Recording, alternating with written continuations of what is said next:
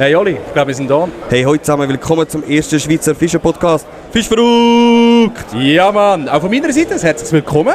Ihr hört es im Hintergrund, wir sind live auf der Schweizer Sportfischermesse 2026 in Spreitenbach. In der Umweltarena.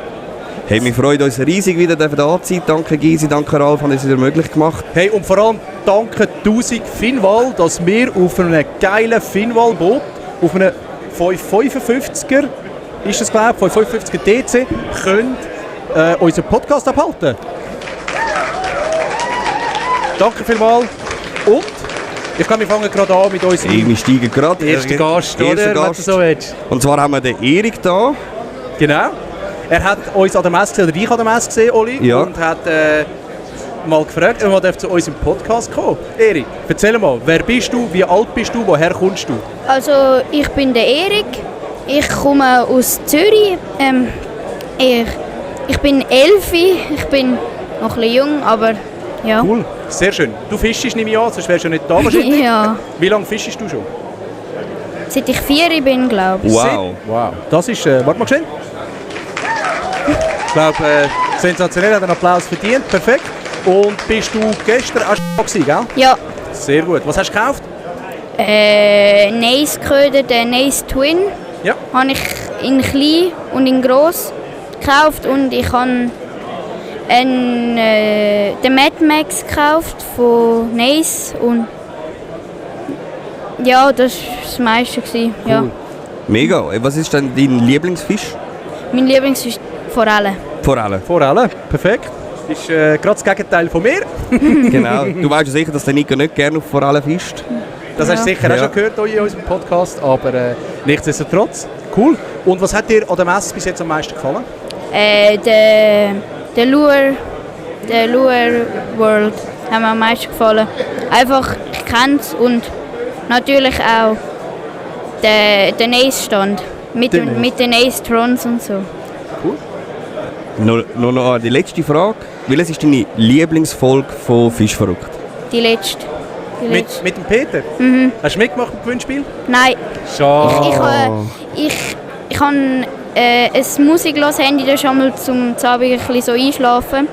Dort kann ich keine Kommentare reinschreiben und darum ist es ein bisschen blöd. Sehr schade, Ah sehr ja, das ist schade, ja.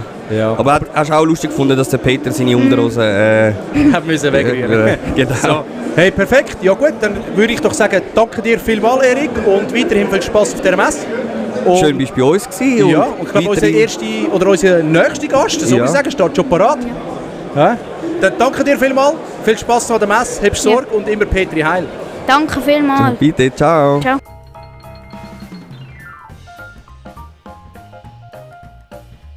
Wir sind bereits wieder auf Sendung und wir haben unseren nächsten Gast bei uns. Und zwar ist es jemand, der schon mal bei uns im Podcast war an dieser Messe. Man merkt auch null Nervosität. Er war ja schon bei anderen im Podcast gewesen. Mittlerweile schon, oder? Nein. Nein! Nein, bist du noch nicht gewesen? Nein, Ich schon habe nicht gemeint, Noch nicht. Nein. Siehst du, ja, siehst du. Zweiter Podcast im Leben. Wieder da. Und das Ist zweite verrückt. Mal mit der Schweizer. Geil. Perfekt. So haben wir doch das gern. Ja, herzlich willkommen, Johannes Gasser. Ja, danke, dass ihr da seid. Freut mich. Ich danke dir, dass du dir die Zeit nimmst. Mittlerweile müssen wir dich, glaube ich, nicht mehr vorstellen. Einstellung bei LMAB ist dein Bekanntheitsgrad sicher noch mehr gestiegen. Ja, also sicher auch durch die YouTube-Turniere dann auch. Ja. Mehr öffentliches Auftreten in den Videos. Ich glaube, das hat vor allem an. Ja, das glaube ich. Das so glaube ich. beiträgt. Mega cool. Hey, Johannes, schau, wir haben natürlich auch da, wir haben ein sehr enges Zeitprogramm. Und wir haben auch da wieder ein paar Fragen vorbereitet. Also besser gesagt, Oli, ich bin nicht gross dazugekommen. Kennst du dich auch mit dem Messestress und allem? Ja. Ja, und jetzt schauen wir doch einmal, wie du dich diesen Fragen kannst stellen. Oli, willst du gerade dran Ja, machen? was macht für dich die Schweizer Sportfischermesse so speziell? Ich meine, du bist jetzt zum, ich muss jedes Mal zählen, 4. Mal dabei, 5. Mal. Mehr. Wirklich, scheiße, Ja, habe ich mir also- erzählt. Der Gesi hat mir gesagt, nächstes Jahr ist 10-jähriges Jubiläum. Einmal Ja. ist ausgefallen und beim ersten Mal war ich glaube nicht dabei und sonst eigentlich glaube immer. Also Wow. muss schon sein. Und Stark. ja, ich meine, ausmachen tut es für mich natürlich ganz klar, dass ich sie von Anfang an miterlebt habe. Hat ja angefangen in der Turnhalle, so ganz klein. Und jetzt mittlerweile, ich meine, wir können uns da gerade umsenden. Wir sitzen ja gerade da. Es ist eine mega große Messe, viele Händler, jedes Jahr noch mehr Leute, noch mehr bekannte Gesichter. Und gleich ist das brutal familiär. Man kennt irgendwie jeden. Und für mich mega schöne Messe, hochqualitativ und alles, was man braucht. Perfekt. Hast du eigentlich gerade wunderschön gesagt, ja. Wie spürst du die Veränderung von der Fischerszene seit den letzten 2, 3, 4 Jahren? Ja, man muss sagen, auf jeden Fall, YouTube hat richtig viel Einfluss. Ich habe auch das Gefühl, dass mittlerweile nicht mehr so nur ums reine Fischen und große Fischfanger geht, sondern auch viel um Entertainment, Leute wollen unterhalten werden. Und ja, das ist so die größte Veränderung, was ich mitgekriegt habe.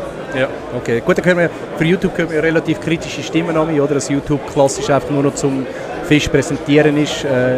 Also es widerspricht eigentlich ein bisschen dem, was jetzt du sagst, oder? Dass wir eigentlich mehr auch Entertainment haben. Ja. Was man aber auch merkt, auch, ich glaube auch bei Hecht und Barsch mit dem YPC ist es ja auch so ein bisschen so geworden. Es ist ja nicht nur immer, man zeigt nicht einfach nur die grossen Fische, sondern man hat auch mal Episoden, wo man wirklich wenig Fisch sieht, was ja auch absolut normal und legitim ist. Ich wollte gerade sagen, es ist einfach normal. Ja. Genau. Das Fischen ist nicht Fischfanger, genau. Ja, genau. Auch nicht bei Profis, man sieht immer alles, logisch, aber da hinter jedem Fang steckt meistens viel mehr Arbeit, wie man denkt. Ja, absolut. Eine andere Frage, die auch wieder andere haben. Also, wie sieht es bei dir aus, ein Fehler, den du heute beim Fischen sicher nicht mehr würdest machen? Wo du gemacht hast, wo du sagst, das war deine Ansicht gewesen, und die hat sich jetzt mittlerweile so verändert, dass du sagst, hey, das schaue ich jetzt nicht mehr als Learning an, sondern effektiv als Fehler. Und du sagst, Fehler, also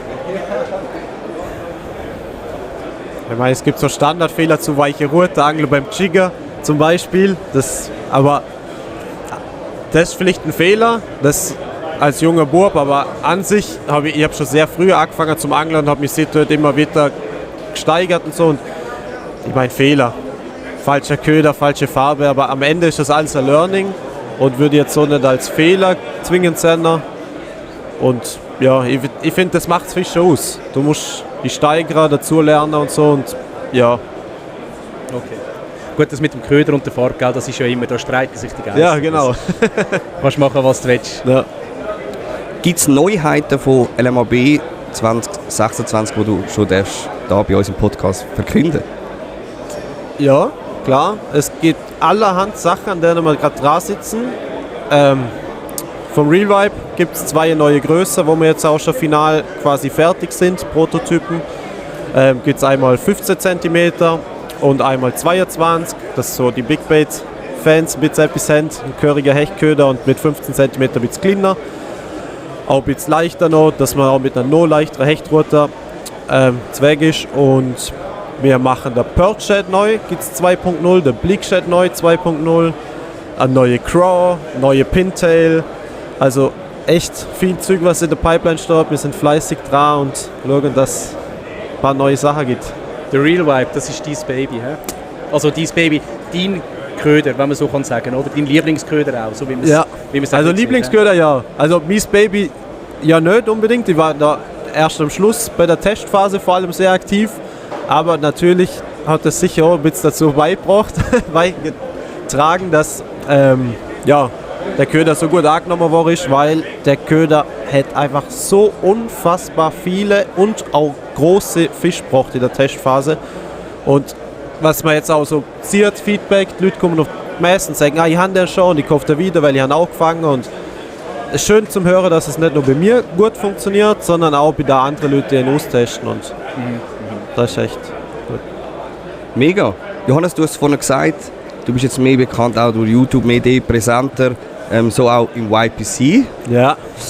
Da kommen jetzt noch ein paar Fragen zum YPC. Ja. Aber, ich muss auch sagen, für all die YPC Boat am Schauen sind, wir fragen dann nicht zum YPC Boat aus. Sondern Richtig zum Bank. Genau, wir wollen da nicht irgendwelche Stolperfallen einbauen, das wollen wir nicht, wir wollen da niemanden irgendwie nageln oder so. Genau. Wieso deine Turnierstrategie, die du vorbereitest und dann in der Realität? Ist es 1:1 das Gleiche oder sagst du, hey, nein, ist komplett etwas anderes? Nein, es ist schon genau das Gleiche eigentlich. Ja. Also ich bin sehr, sehr planfokussiert beim Angler. Ich mache etwas und ich bin jetzt auch niemand, der dann nur vormal sprunghaft den Plan wechselt oder ändert, wenn es nicht funktioniert. Ich heb drauf fest und ja.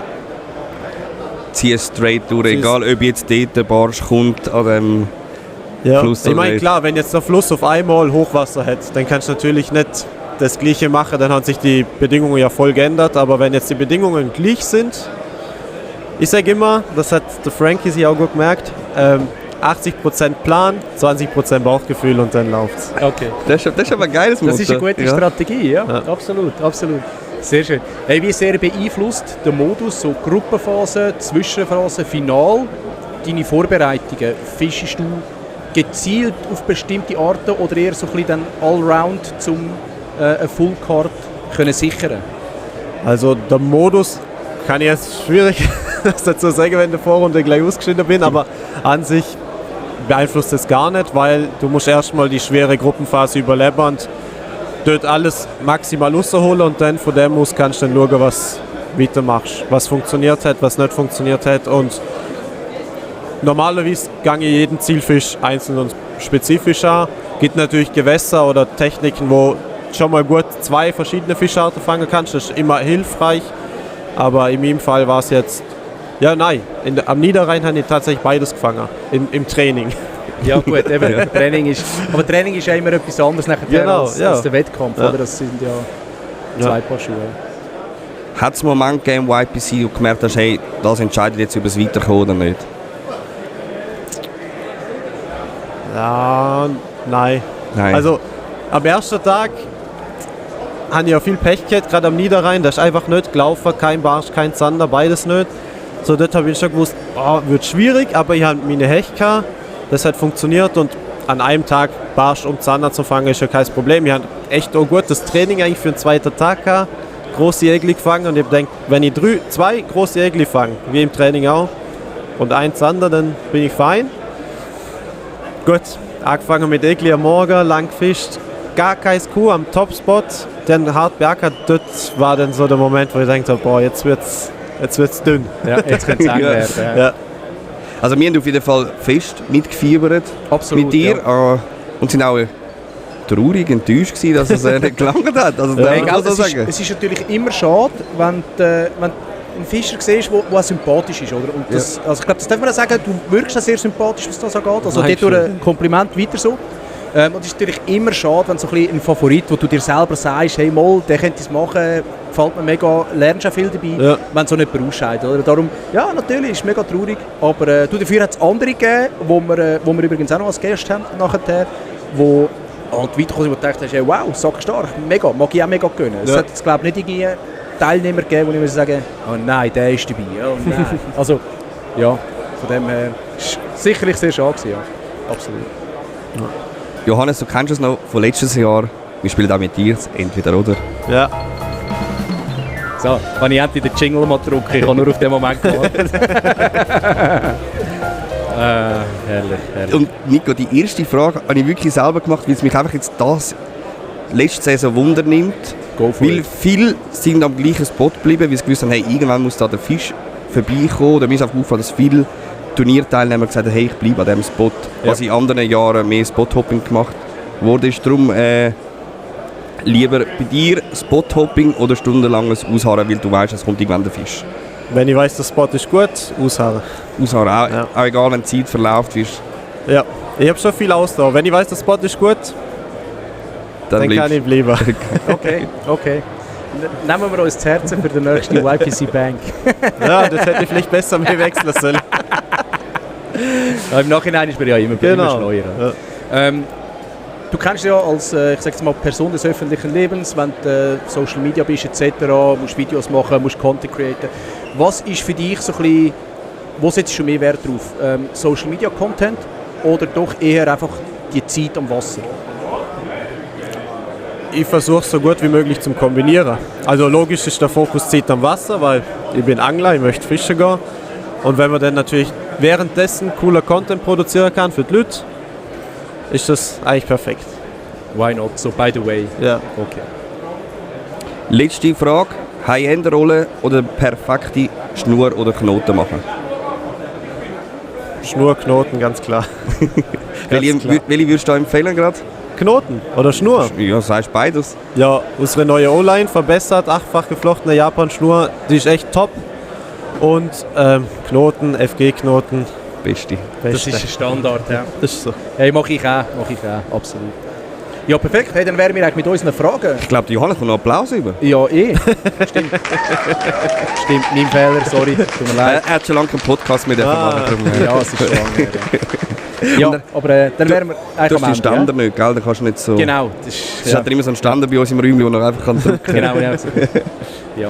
Hey Johannes, ich will dir noch das letzte Wort geben, oder wir wollen dir noch das letzte Wort geben. Was willst du noch über die ganze Atmosphäre da, deinen Aufenthalt bei uns in der Schweiz, Ja, ich habe anfangs ja schon gesehen, die Messe super cool, familiär, hochqualitativ und ich finde es wie immer einfach mega schön, dort zum sein. Ich freue mich auch jetzt schon aufs nächste Jahr und hoffe, wir sehen uns alle wieder. Die, was bis jetzt noch nicht geschafft haben, alle unbedingt vorbeikommen. Ich freue mich auf euch und würde sagen, wir sehen uns beim nächsten Mal.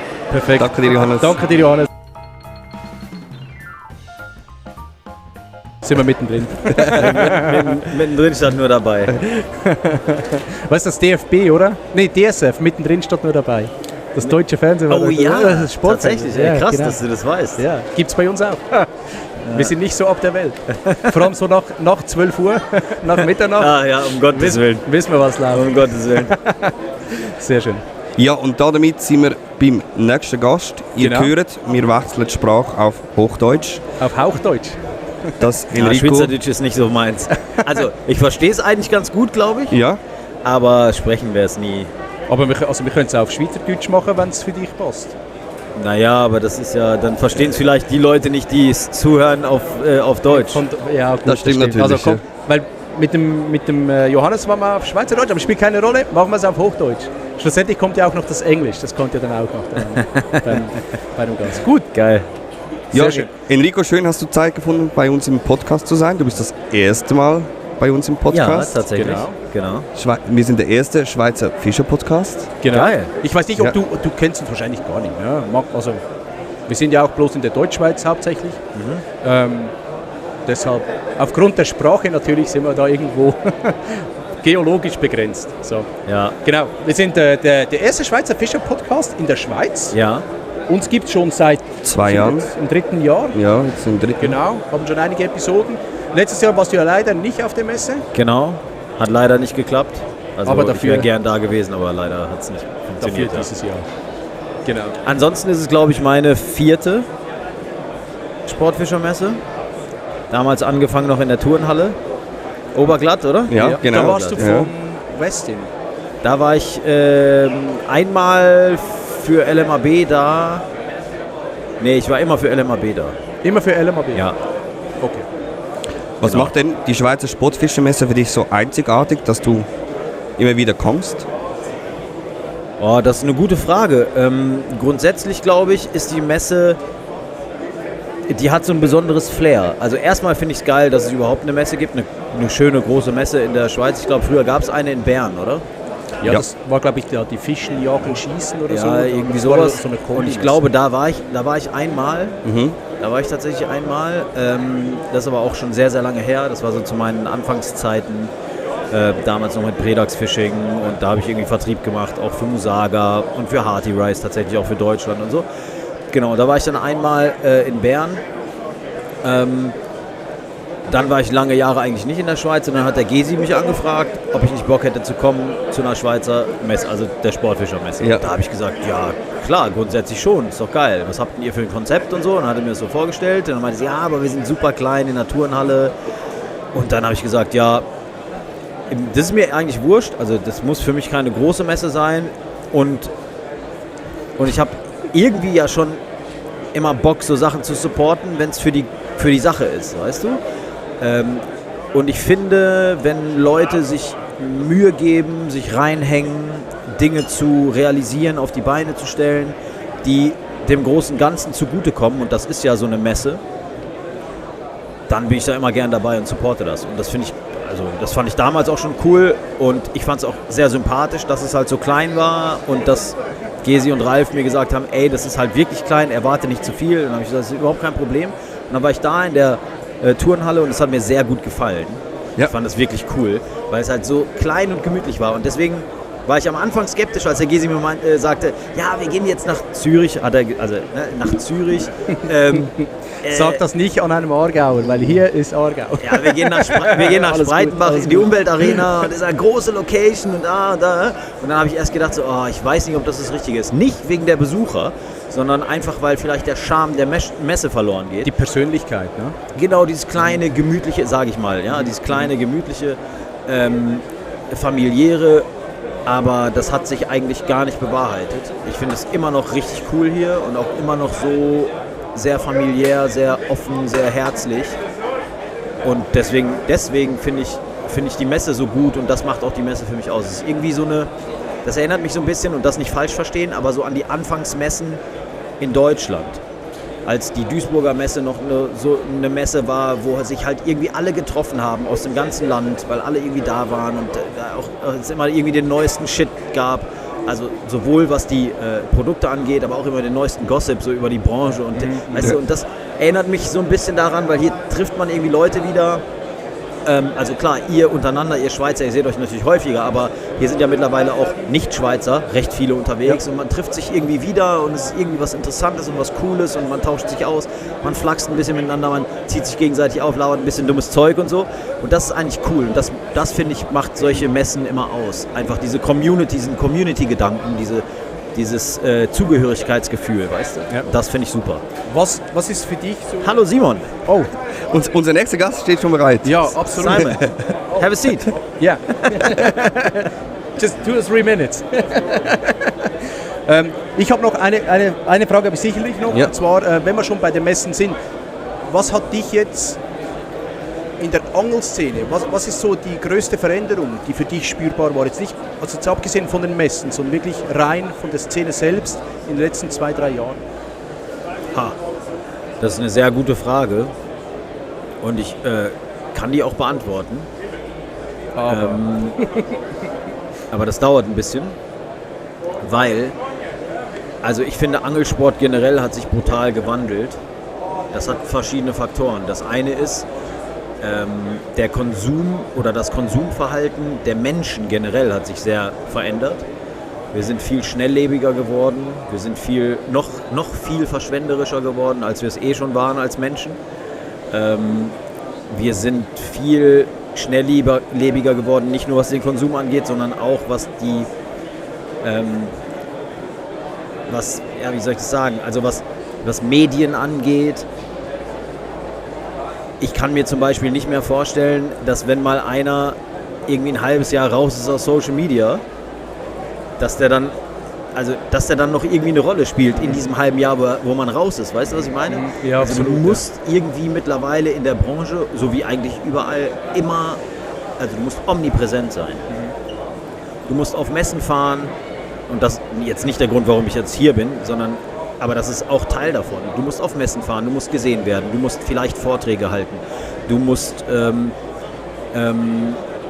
auf Social Media aktiv sein, du musst am besten noch irgendwie YouTube-Videos machen, du musst eigentlich einen Strip machen von dir im heutigen Geschäft. Und dann heißt es noch lange nicht, dass das ist, was dich zum Erfolg bringt. Jetzt habe ich natürlich das Glück, schon lange dabei zu sein und mir eine gewisse Fanbase aufgebaut zu haben. Aber wenn es in die Angelsportbranche übertragen werden würde, dann würde ich sagen, heutzutage legt man auch nicht mehr so viel Wert auf, also als Verbraucher, legt man auch nicht mehr so viel Wert auf Produktqualität oder was weiß ich. Es ist einfach nur noch so, der den größten Hype hat irgendwie die größte Fanbase und die sind super treu und kaufen eigentlich alles blind von der Marke. Und jetzt kommt ein großes Aber. Das ist aber nicht schlecht. Das ist nicht gut, weil das sehr verschwenderisch ist. Das ist das, was ich vorhin meinte. Und weil es sehr schnelllebig ist und weil immer irgendwie der neueste Trend, das ist dann das und dann wird das alles gekauft und dann ist 3 Wochen später oder 2 Monate später gibt es dann den nächsten Trend oder die neueste Farbe oder den nächsten Köder und dann wird immer das gekauft und der Rest ist dann eigentlich immer, gerät so ein bisschen in Vergessenheit. Und das ist schlecht auf der einen Seite, aber es ist gut, weil uns das wiederum die Branche stärkt und weil so neue Brands, und nicht falsch verstehen, ja, aber ich würde jetzt Nace zum Beispiel oder ZEC als neue oder auch LMAB als recht neue Brand bezeichnen.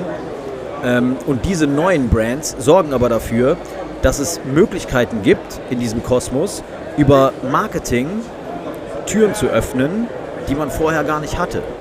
Ja, das heißt, wir nehmen mal das Beispiel von Nace, weil das für mich Paradebeispiel. Aktuell ist es das Paradebeispiel. Die machen einen Köder und die zeigen, wie der Köder entsteht und die bewerben diesen Köder auf Teufel komm raus. Also wirklich, das Ding siehst du überall, über Wochen. Und du bist schon fast irgendwie als Fan dazu gezwungen, das Ding zu kaufen. Und jetzt kommt aber das Ding. So ein Swimbait war vorher eigentlich ein Nischenprodukt. Genauso wie ein Spinnerbait damals mit dem Maze Runner eigentlich ein Nischenprodukt war. Und alle, die Plan hatten vom Barschangeln oder vom Hechtangeln, haben natürlich ein Spinnerbait geangelt. Aber der Mainstream überhaupt nicht. Und das ist das Gute daran, weil das öffnet die Tür für den Markt, für den Mainstream-Markt, auch für andere Brands, die vielleicht gar nicht so ein Marketingpotenzial haben wie diese ganzen neuen Brands in Anführungsstrichen. Und das ist eigentlich gut, weil durch solche kommunikativen Brands, ne, in Social Media und so weiter und so fort, öffnen sie gleichermaßen auch Türen für Brands, die schon lange am Markt sind, aber die vielleicht dieses Marketingverständnis nicht hatten oder wo die Zahnräder einfach viel zu groß sind und die viel zu langsam sich bewegen, weißt du, wo du einfach nicht immer sehr schnell reagieren kannst, weil als kleinere Brand, und das meine ich nicht umsatzbezogen, sondern als junge Brand, bist du viel flexibler. Du kannst halt super schnell auf Märkte reagieren. Das können wir zum Beispiel bei Rage nicht so einfach. Ja, also klar, bei uns sind die Produkte, die für 2027 geplant sind jetzt fertig geplant. Also wir wissen jetzt, was wir 2027 bringen wollen. Ne? Und das dauert natürlich immer 1,5, 2 Jahre, bis das fertige Produkt dann bei uns ist. Und das ist eben genau so eine Sache. Das können kleinere Brands auch mit anderen Stückzahlen und so ganz anders bewältigen. Ganz klar. Ist ja auch komplett eine andere Struktur. Ne? Genau, also dann sprechen wir ja schon fast von einem Konzern, wenn du so willst, das ist anstelle einer lokalen Unternehmung, wenn du so willst. Ne? Genau. Und wie gesagt, das soll gar nicht irgendwie wertend gemeint sein oder die neuen Brands diskreditieren. Im Gegenteil, es soll eigentlich zeigen, dass dadurch, dass es andere Brands verstehen, diese neuen Märkte so und auch diese neue Kommunikation und die Art des Marketings so gut zu bedienen, öffnen sie eigentlich Türen für die ganze Branche. Und das ist eigentlich cool. Wie gesagt, der Side-Effekt, die Nebenwirkung ist leider der Konsum, das Verbraucherverhalten, das Verschwenderische. Ja, genau. Spannende Ansicht. Also für mich sehr eine spannende Ansicht, habe ich mir noch nie so Gedanken gemacht, wie sich die Szene verändert hat. Ja. Aber ja. Jungs, wenn wir schon einen weiteren YPC-Teilnehmer haben, hätte ich da noch Fragen zum YPC Bank. Wenn das okay ist. Enrico, so Vorbereitung versus Reality. Wie nah ist das beieinander oder wie weit ist das auseinander? Die Vorbereitung ist immer ein Traum und die Reality ist dann das, was dich einholt, würde ich sagen. Nein, also Angeln ist ja etwas, was so schwer vorhersehbar ist. Oder, Angeln nicht, Fangen. Fische fangen. Ja. Deswegen kannst du das beste Training der Welt haben und dann, wenn es drauf ankommt, halt sehr schlecht fangen oder umgekehrt. Oder, also ich versuche schon immer die Vorbereitung so realistisch wie möglich zu halten. Das heißt, ich verbringe auch sehr viel Zeit mit einem Gewässer und du brauchst auch sehr viel Vorbereitung. Ansonsten hast du eigentlich gar keine Chance. Und für mich ist immer ein Minimalziel, erstmal die Vorrunde zu überstehen, was ich bis jetzt, toi toi toi, wir klopfen auf Holz, auch wenn es kein Holz ist hier in dem Boot, aber was ich bis jetzt immer geschafft habe. Und das ist erstmal das Minimalziel. Und dann siehst du dann fischst du eigentlich einen ähnlichen Stiefel in der Zwischenrunde und dann funktioniert es auf einmal nicht mehr. Ja. Die Fische sind nicht mehr da oder sie beißen halt nicht mehr so gut oder du musst halt irgendwie dich komplett umstellen, weil Sonne auf einmal Regen oder bewölkt oder Windwechsel, keine Ahnung. Deswegen ist das immer sehr, sehr schwierig vorhersehbar. Es ist aber eigentlich wie immer Angeln. Und nochmal, was ich schon immer propagiert habe, der Spot macht die Musik. Du brauchst einen sehr, sehr guten Spot, mindestens einen für eine Fischart, wenn nicht sogar einen, der optimalerweise alle hat. Aber grundsätzlich, ich mache das Boot kaputt hier, aber grundsätzlich ist es so, der Spot macht die Musik. Wenn du einen guten Spot hast, der produktiv ist, dann wird er auch über ein paar Tage produktiv sein. Aber wenn du halt nicht so viele gute Spots hast, dann ist es sehr, sehr schwierig, in der Realität dann halt im Wettkampf so zu delivern, wie du dir das gerne wünschst. Aber es gibt ja dann auch die Motivation durchzustehen, sage ich jetzt mal, auch wenn es mal eine Phase gibt, die gerade nicht so läuft. Ja, aber du triffst ja immer eine Entscheidung. Du, musst Genau. du kommst ja immer an einen Punkt, egal ob es beim Angeln ist oder im Leben, kommst immer an einen Punkt, wo du eine Entscheidung treffen musst. Ähnlich wie ich eine Entscheidung treffen musste mit meiner Veränderung von LMAB zu Fox Rage. Klar. Und ob das dann die richtige war, die schlechte, die gute, die falsche, keine Ahnung, das weißt du erst, wenn der Tag vorbei ist. Wenn du es gemacht hast, genau, richtig. Kommen wir gleich zur nächsten Frage. Spot-Top, stopp, die kommt jetzt später. Kommt jetzt später, ja. Gut. Wie beeinflusst der Modus, so mit der Gruppenphase, Zwischenphase, Finale, deine Vorbereitung? Fischst du gezielt auf bestimmte Arten oder sammelst du einfach mal in erster Linie so ein bisschen die Full Card und dann... Ich würde es, wenn ich eine Reihenfolge benennen müsste, dann würde ich so machen, dass ich erstmal versuche ein Gewässer zu finden, was alle Fischarten hat. Und dann probiere ich mich erstmal dort aus, so ein Allround-Ding, ja, wo ich dann eventuell 2 Spezies fangen kann im gleichen Gewässer. Das ist eigentlich immer das Traumdenken, dass du ein Gewässer findest, wo du beide Arten fangen kannst. Und mit ganz viel Glück vielleicht noch als Sidecatch den dritten. Meistens versuche ich es mit Zander und Hecht gleichzeitig zu machen. Also ein Gewässer zu suchen, wo ich Zander und Hecht gleichwertig fangen kann, weil die Barsche dann schon recht anders ticken. Also Zander und Hecht sind halt häufig auch auf den gleichen Muschelbänken, an den gleichen Abbruchkanten oder vor der Krautkante und so weiter und so fort. Bei Barschen ist es dann manchmal sehr, sehr punktuell. Das ist dann der kleine Hafen, da liegt dann halt kein wirklich guter Zander oder in seltensten Fällen auch mal ein ordentlicher Hecht.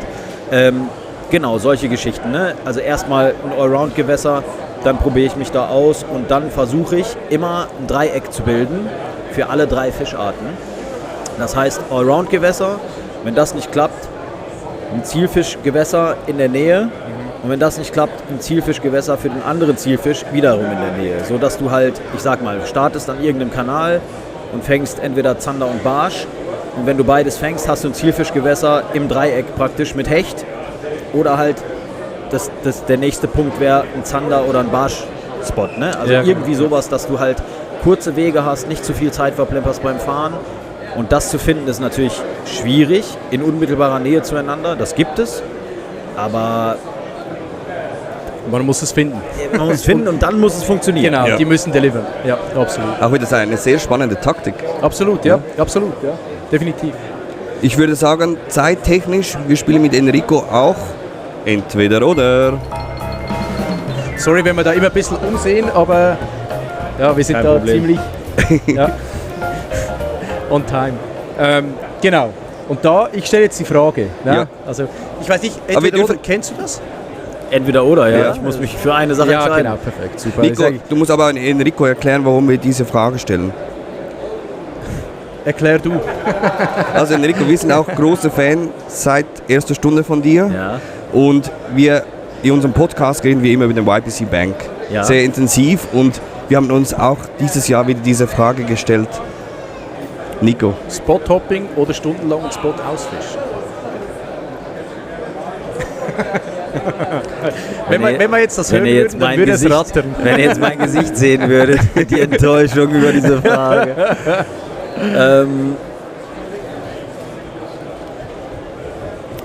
Ausangeln. Ausangeln.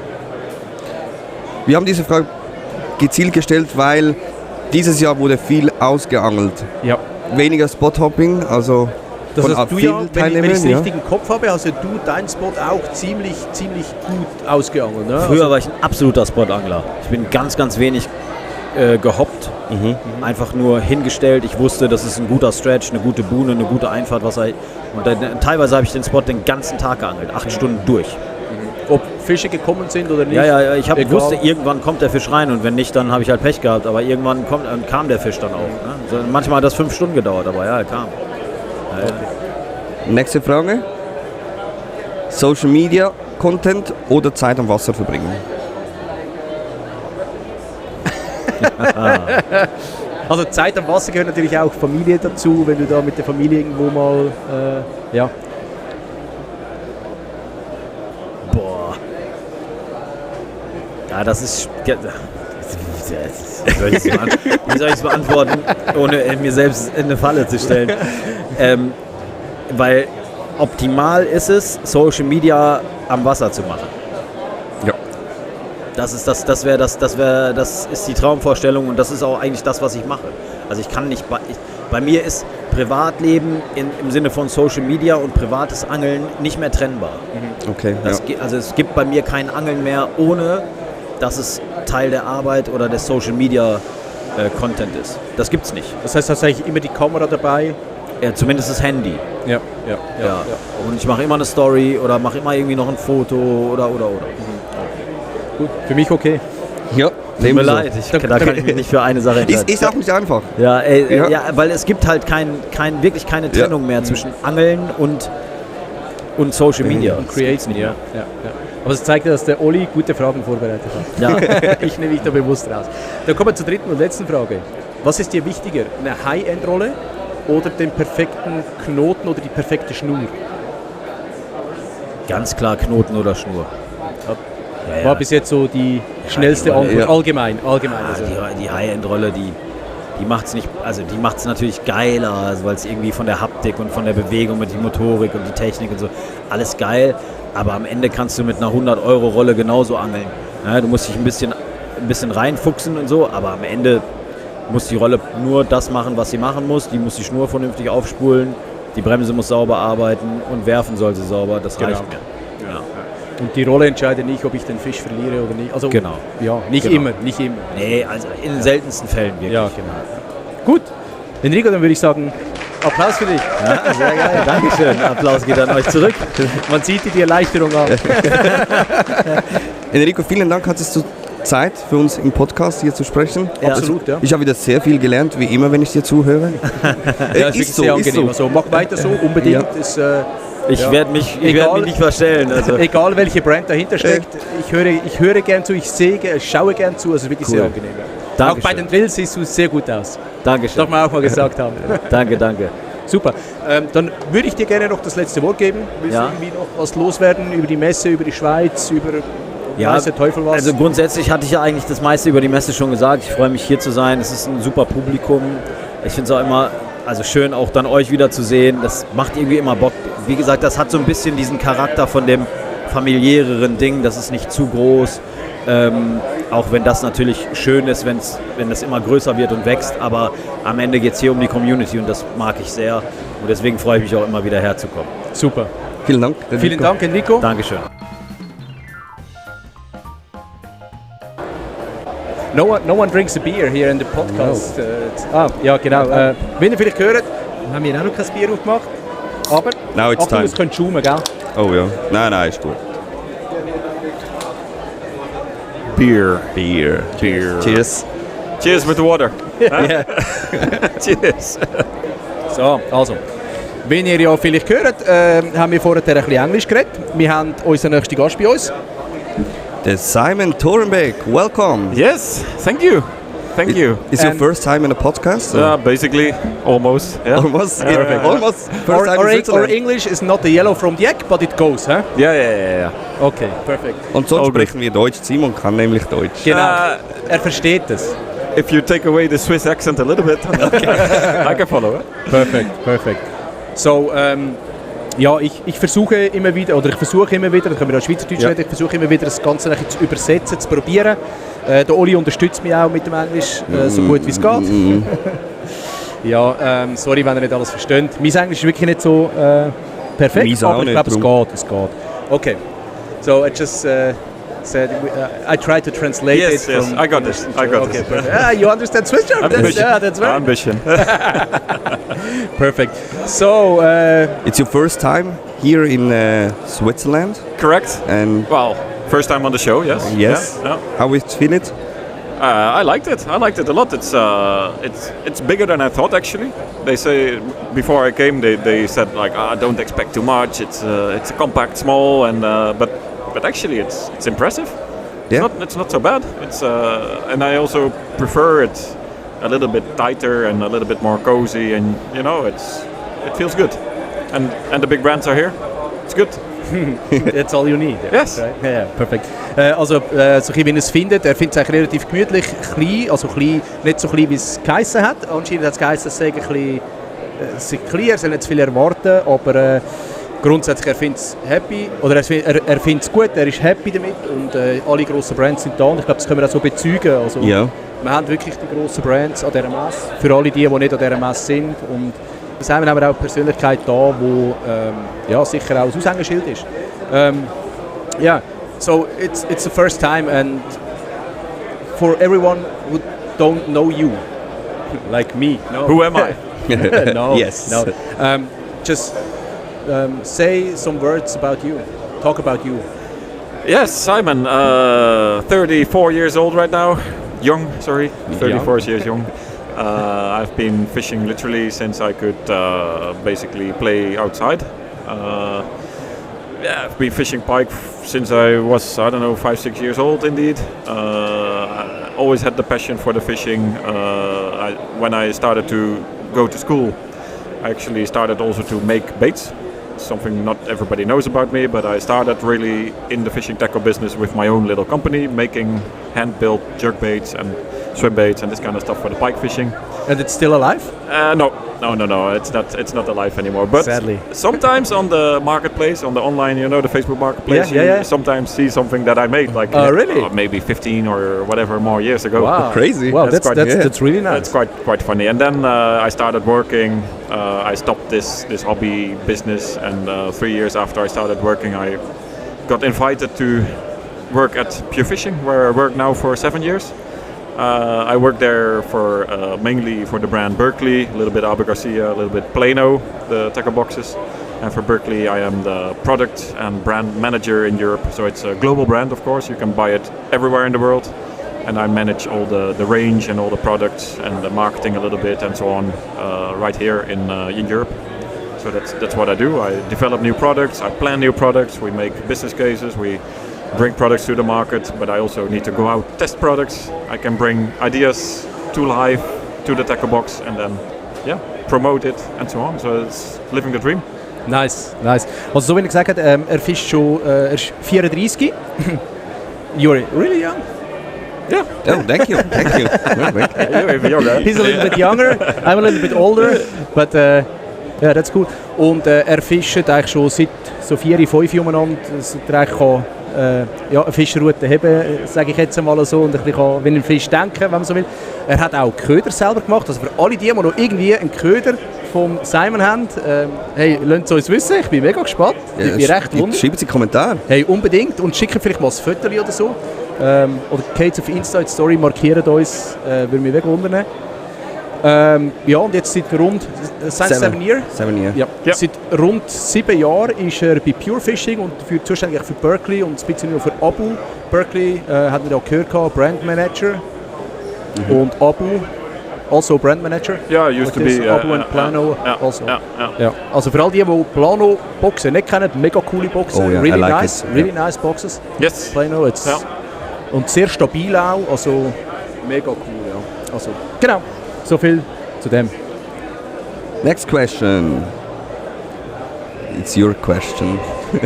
Bring it on. Ready? Die Angstszene. Ah, okay, ja genau, okay. Yeah, I tried to translate. The fishing scene in Switzerland, also not only in Switzerland, sorry, the fishing scene everywhere in the last 2 or 3 years. What's the difference to now? Oof, good question. It's a very broad question also. So it differs very much. For example, if you take perch fishing, the fishing scene developed a lot in terms of very finesse techniques. It's more accepted now to fish with a free rig or a skirted jig or this kind of stuff. And 3-4 years ago, it was maybe less accepted. Maybe as anglers, we become more technical, or it's more interesting to people are more interested to catch fish on different new technique or new type of lure and this kind of stuff that brings some satisfaction also to you. Maybe that's something that is different. Next to that, for pike fishing, for example, I see way more people fishing glide baits, like the jointed glide baits. It's a trend. It's something. It's been around there for a long time, but now it gets more and more popular. More the mainstream. Yeah, more mainstream. Yeah. It used to be more exclusive, and now it becomes more mainstream. So and of course, one big topic is also the live scope, the live sonar stuff.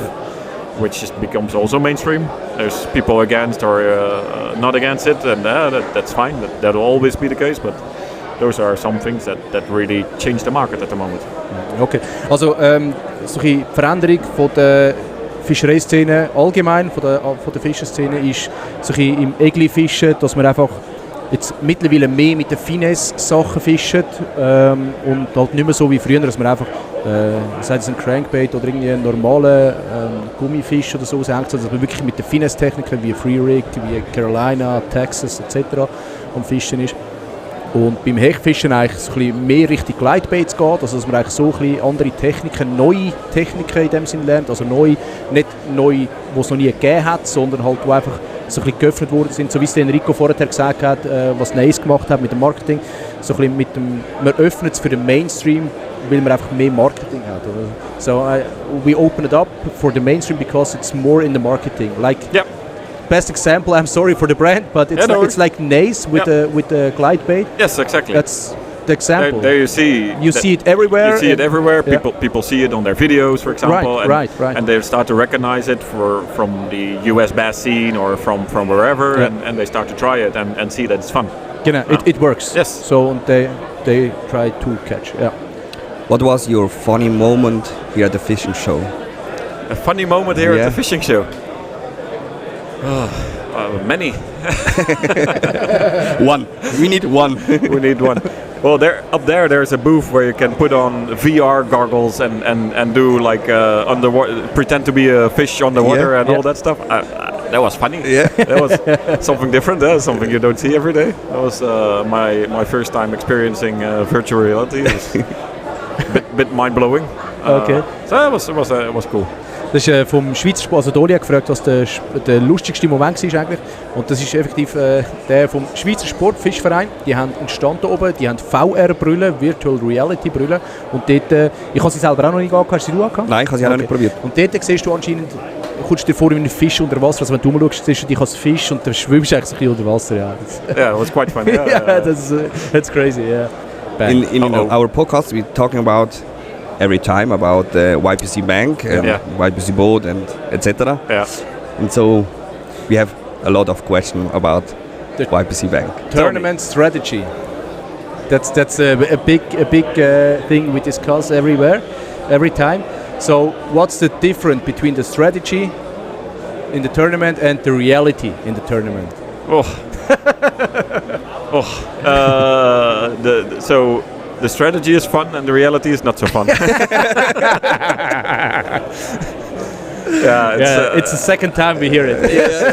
This is the thing. You know 100,000 people are gonna watch, and if you miss the bite, it's not fun. Everyone sees. Of course it's and of course it's part of the fishing, and I'm down to earth enough to realize that it's not strange to not catch a fish. It's more recognizable for the people.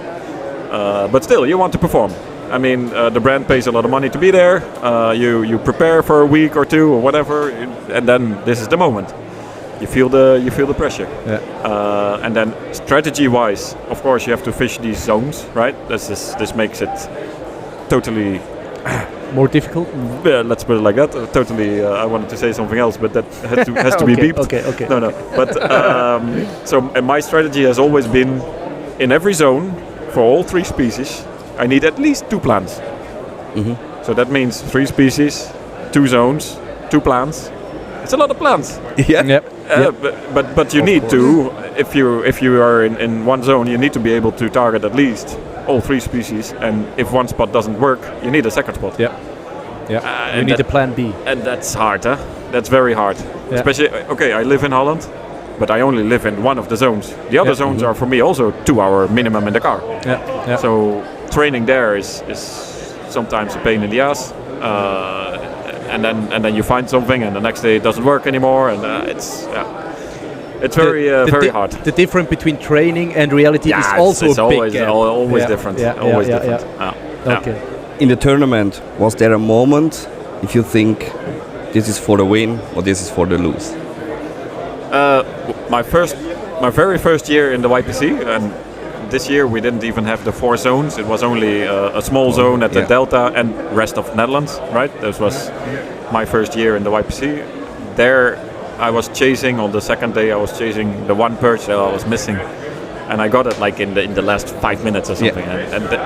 Even though it didn't bring me the win or something, but I had this heroic like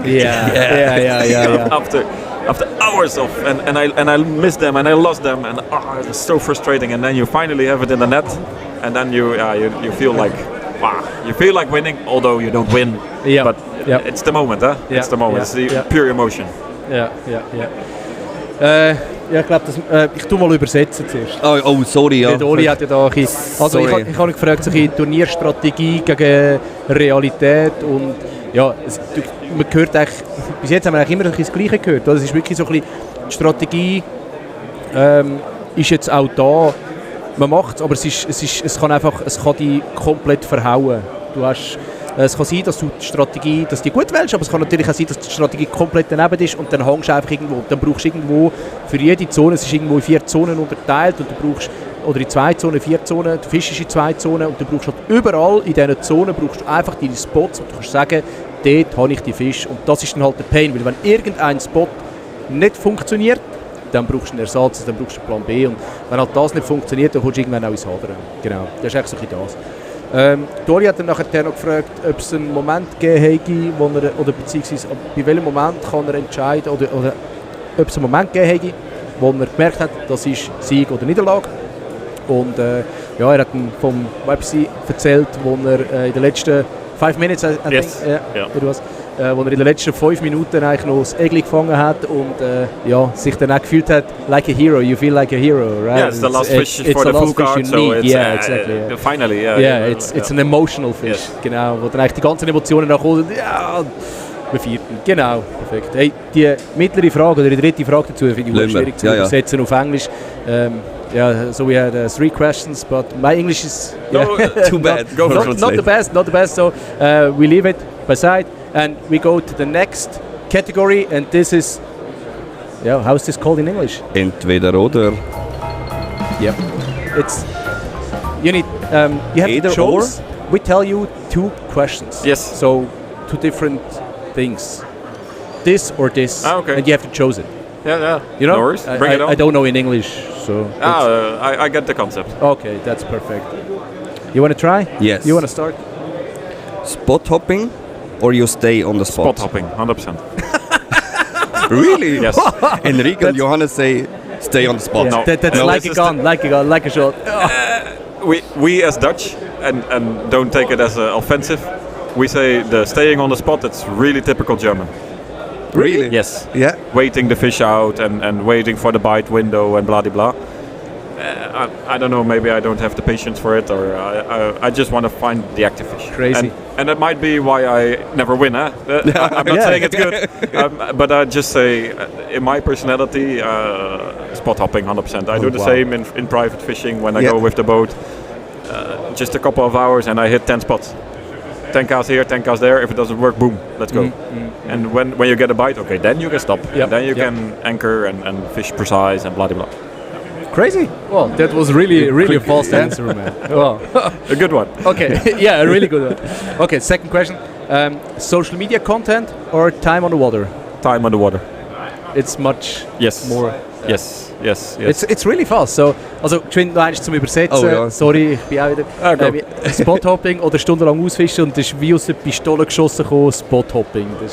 Das ist halt, er sagt, es ist für ihn eigentlich wie klar, dass sich die deutsche Mentalität, dass man einen Spot eigentlich ausfischt und wartet, bis der Fisch vorbeikommt. Und bei ihnen, vielleicht ist es auch von ihm her selber, aber bei ihnen ist es so ein bisschen klar, dass man macht 15 Würfe pro Seite und dann, wenn nichts ist, geht man weiter. Und wenn dann natürlich ein Fisch kommt, dann kann man immer sagen, Ankerfunktion, beziehungsweise da bleiben und ausfischen etc. Und die zweite Frage war Social Media Content oder Time on the Water, also Zeit am Wasser, und das ist wie aus der Pistole geschossen gekommen wieder, Time on the Water, Zeit am Wasser. Yes. Ja, weil einfach auch viel mehr wert ist, genau. Okay. Last question. High-end reel or not? Or a perfect line and a perfect knot. Yes, sorry, yes. High-end reel or? A perfect line or a perfect knot. Well, there's no point in having a high-end reel if the line and the knots fail, right? Yeah, but if you have a low-cost reel which costs, I don't know, $20, so you have the vertrouwen, the trust in it. Yes. Or you have more trust in a perfect line or a solid knot like an FG knot or something. So I think the knots are more important, for sure. If of course you have to trust your reel and you have to be able to make the cast and you have to trust the drag and everything. Everything has to work. But I'm not personally not the guy that needs the lightest and the best of the best and the most expensive. I fish with rather not cheap, but like it should work. I don't fish with €300+ reels. I don't. Maybe for my pike fishing, Abu Beast, something like €260. That's maybe the most expensive one I use. But the right line and the right leader and the right knots, for me, way more important, especially on pressured water, where I fish most of the times. Having the right line, leader and knot setup is for me most important. Okay.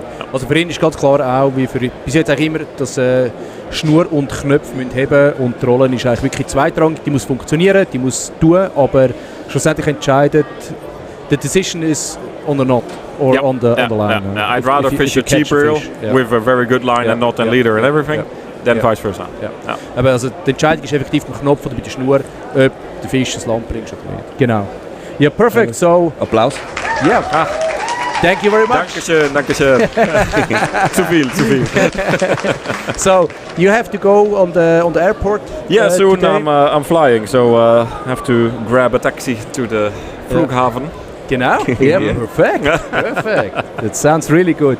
You want to live in Switzerland? Can you imagine it? I like snowboarding too. Yeah, it helps. Okay. But I don't think so. I think I like my home waters more than I haven't fished here, so I have to first try it. I can understand. If I could change. Maybe. No, not really. But who knows? It's really nice. Perfect. So at all the time, the last words are up on you. You want to say something? Thanks a lot, and thanks for the Swiss fishing community. It's awesome. It's been impressive how welcoming and friendly everybody's been here, and I don't know. I'm looking forward to come back. Next year we'll come again. I hope so, and then. Perfect. I already said that, then I'm gonna add a day and fish the Zurich Lake. Oh, perfect. Yeah, that's if really possible. Nice. Yeah, that's a good lake. That's a good lake. Ja, die letzten Worte eben, danke ich euch allen oder alle Schweizer Community und er hat recht genossen da, schöner Aufenthalt gewesen und ja, wenn alles klappt, wird er nächstes wieder kommen, aber er wird sicher ein bisschen länger bleiben dann, er wird noch 2 Tage mehr anhängen und wird auf der Zürichsee fischen. Genau.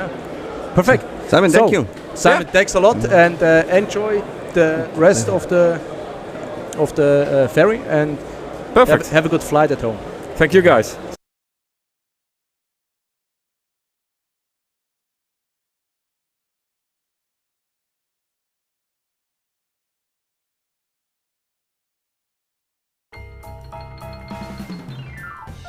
So, der Oli ist geschwind den nächsten Gast geholt. Ich nutze da geschwind die Zeit.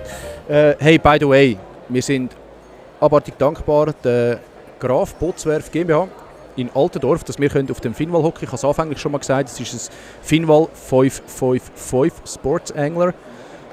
Mega nice. Also für alle die noch irgendwie ein Boot suchen, schaut doch vorbei, nehmt Kontakt auf mit diesen Leuten. Ja, mega cool, richtig lieb, danke vielmals. Wir haben übrigens auch mit jedem noch ein Foto gemacht, also das wird dann sicher auch noch gepostet werden. Ja, und dann klinke ich mich jetzt wieder aus und warte, bis der Oli den nächsten Gast bringt. Ja, wir sind bereits live auf Sendung. Wir haben einen erfahrenen Podcast-Gast, darf man sagen. Du hast einen eigenen Podcast, Max. Ja, richtig. Harzfishing. Richtig? Der Harzfishing-Podcast, yes. Genau. Erzähl mal. Erzähl mal. Hallo, mein Name ist Max, ich bin 24 Jahre alt und komme aus Göttingen. Genau. Hallo Max. Ja, richtig. Ja, erzähl mal. Ich bin Angler seit über 20 Jahren, obwohl ich erst 24 Jahre jung bin. Ich glaube, das sagt einiges darüber aus, wie gerne ich dieser Leidenschaft nachgehe und was es auch für mich bedeutet, angeln zu gehen. Also angeln ist für mich jetzt nicht nur Zeit an der frischen Luft und ein bisschen gerne Fische fangen oder sowas. Angeln ist für mich viel mehr mittlerweile. Also nicht nur, dass ich jetzt mittlerweile ja, kann ich ja schon mal vorwegnehmen, berufstätig in der Angelszene tätig bin, sondern Angeln ist für mich einfach ein komplettes Lebensgefühl, muss ich ehrlicherweise sagen. Also Angeln ist, ich liebe es hier so auf Messen, man schnackt mit ganz vielen Leuten, man kommt mit groß und klein, mit alt und jung in Kontakt. Man sitzt dann noch abends mit den ganzen Pro-Stuffs und philosophiert nur über das Angeln. Das ist so eine eigene Welt und das finde ich total faszinierend und toll. Schnacken kommt vom Norden. Das kommt aus dem Norden. Ja? Woher kommst du? Ich komme aus Göttingen, Niedersachsen in Mittel- bis Norddeutschland. Ja. Okay. Ich hatte mal einen Kumpel, der kam von Hamburg, der hat auch gesagt Schnacken, da habe ich zuerst gar nicht verstanden, was willst du da? Was ist Schnacken? Ja, das stimmt. So ist es so Hamburger Schnack, sagt man, ja. Genau. Was war deine erste Schweizer Sportfischermesse? Wie fandest du sie bisher? Ich fand sie bisher richtig stark. Ich meine, sie ist ja noch zugange, wie man hier tatsächlich rundum sehen kann. Es war richtig cool. Also wie gerade schon gesagt, man trifft jung und alt, man trifft einfach so viele Menschen, die das gleiche Hobby teilen. Und das finde ich einfach an jeder Messe toll. Und ich muss tatsächlich sagen, ihr lieben Schweizer, ihr seid echt wunderbare Menschen. Muss ich einfach so sagen. Also, Dankeschön. Einfach, ja, wirklich. Ja, es ist, also ich sag mal, Angelwelt Berlin, auch ja mega Event, richtig geil. Aber da ist auch so ein bisschen eine andere Mentalität. Da kommt dann jeder mal so an den Stand dran, sagt so, ey, yo, wie viel % Rabatt kriege ich denn jetzt hier auf irgendwelche Produkte und so. Das hat man hier gar nicht. Ihr Schweizer seid einfach so, ey, kommt erstmal ins Gespräch und dann kommt mal so eine Frage, so, ja, gibt es eigentlich Messerritzen oder was hier? Du hast mir die nächste Frage eigentlich schon vorab genommen, die ich einschieben wollte. So, was ist der Unterschied zwischen Deutschland und Schweiz auf der Messe? Aber demnach ist ja natürlich auch das Persönliche, das Nahe sein, oder? Das Publikum ist sehr nahbar hier, definitiv, ja. Ich meine, wir alle Angler sind irgendwie nahbar und cool, aber es fällt mir schon hier ganz besonders auf, dass hier wirklich es gibt hier keine Distanzen. Also auch wenn man jetzt halt ein bisschen, sage ich mal, ein Name in der Angelszene ist man hier trotzdem du und du. Das finde ich sehr, sehr schön. Sehr schön. Wie hat sich die Angelszene dann in den letzten 2, 3, 4 Jahren aus deiner Sicht verändert? Die Angelszene hat sich massiv verändert, in dem Sinne, dass die Angelszene einfach viel größer und ja, einfach gewaltiger geworden ist. Also ich finde, die Anglerszene selbst, gerade auch jedenfalls in Deutschland, hat auch sehr viel Einflussnahme mittlerweile schon so, was so umweltpolitische Dinge anbelangt. Thema so Flüsse, zum Beispiel Flussbegradigungen, damit Tanker die Elbe entlangfahren können. Da setzt sich der Angelverein ganz aktiv dafür ein, dass irgendwelche Buhnen gebaut werden, dass die Flussstrukturen erhalten werden. Also Angeln ist an der Stelle nicht mehr nur noch, ich sitze in meinem Klappstuhl mit Tarnmütze und Gummistiefeln und Bierchen und warte darauf, dass ein Fisch meinen Schwimmer runterzieht, sondern Angeln ist einfach viel, viel mehr geworden. Ich glaube, dieses Bild, dieser Shift von dem Ansitzangler hin zu dem modernen Raub- und Spinnfischen oder auch zum Fliegenfischen findet viel mehr statt und das kommt mehr in der Gesellschaft an. Und ich glaube, das ist ein sehr, sehr, sehr wichtiger Punkt und ich glaube, so hat sich die Angelszene verändert in den letzten Jahren. Sehr radikal tatsächlich. Was war dein lustigster Moment hier an der Messe? Mein lustigster Moment hier an der Messe? Oh, doch, ja, ein lieber Schweizer Kollege hat mich dann gefragt, tatsächlich, was genau denn mein bester mein Angel-Highlight oder auch mein peinlichster Moment war in 2025. Da habe ich kurz überlegt und dann ist mir doch wieder eingefallen, oder nicht mir ist es eingefallen, sondern es hat ein Savage-Teamer von mir mitgehört und der hat dann gesagt, naja, ich weiß ganz genau, Profiliga Hecht, ich weiß nicht, vielleicht kennen es ja ein paar Zuhörer, das ist ein Turnier von der Fisch und Fang, dem größten deutschen Angelmagazin, ausgetragen und da war ich mit dem lieben Horst Hennings, eine absolute deutsche Angellegende. Ja, also Route raus, der Spaß beginnt. Genau, Route raus, der Spaß beginnt. Und ja, er war der Schiedsrichter mit dabei und er ist dann mit mir zusammen unterwegs gewesen und er hatte sich schon den gesamten Tag mehrfach so über Magenbeschwerden irgendwie beklagt und so weiter und so fort und dann diese Geschichte, die dann jetzt auf der Messe hier gerade nochmal von Munde zu Munde gegangen ist, dass der gute Mann sich leider vorlaufender Kameramann fast über mein Hecht übergeben hat. Das war eine bisschen skurrile Szene, aber das haben wir auf jeden Fall nochmal ein bisschen drüber gelacht. Wir warten schnell einen Moment. Ja. Gesi macht wieder eine Durchsage. Wahrscheinlich ist wieder der nächste Vortrag da.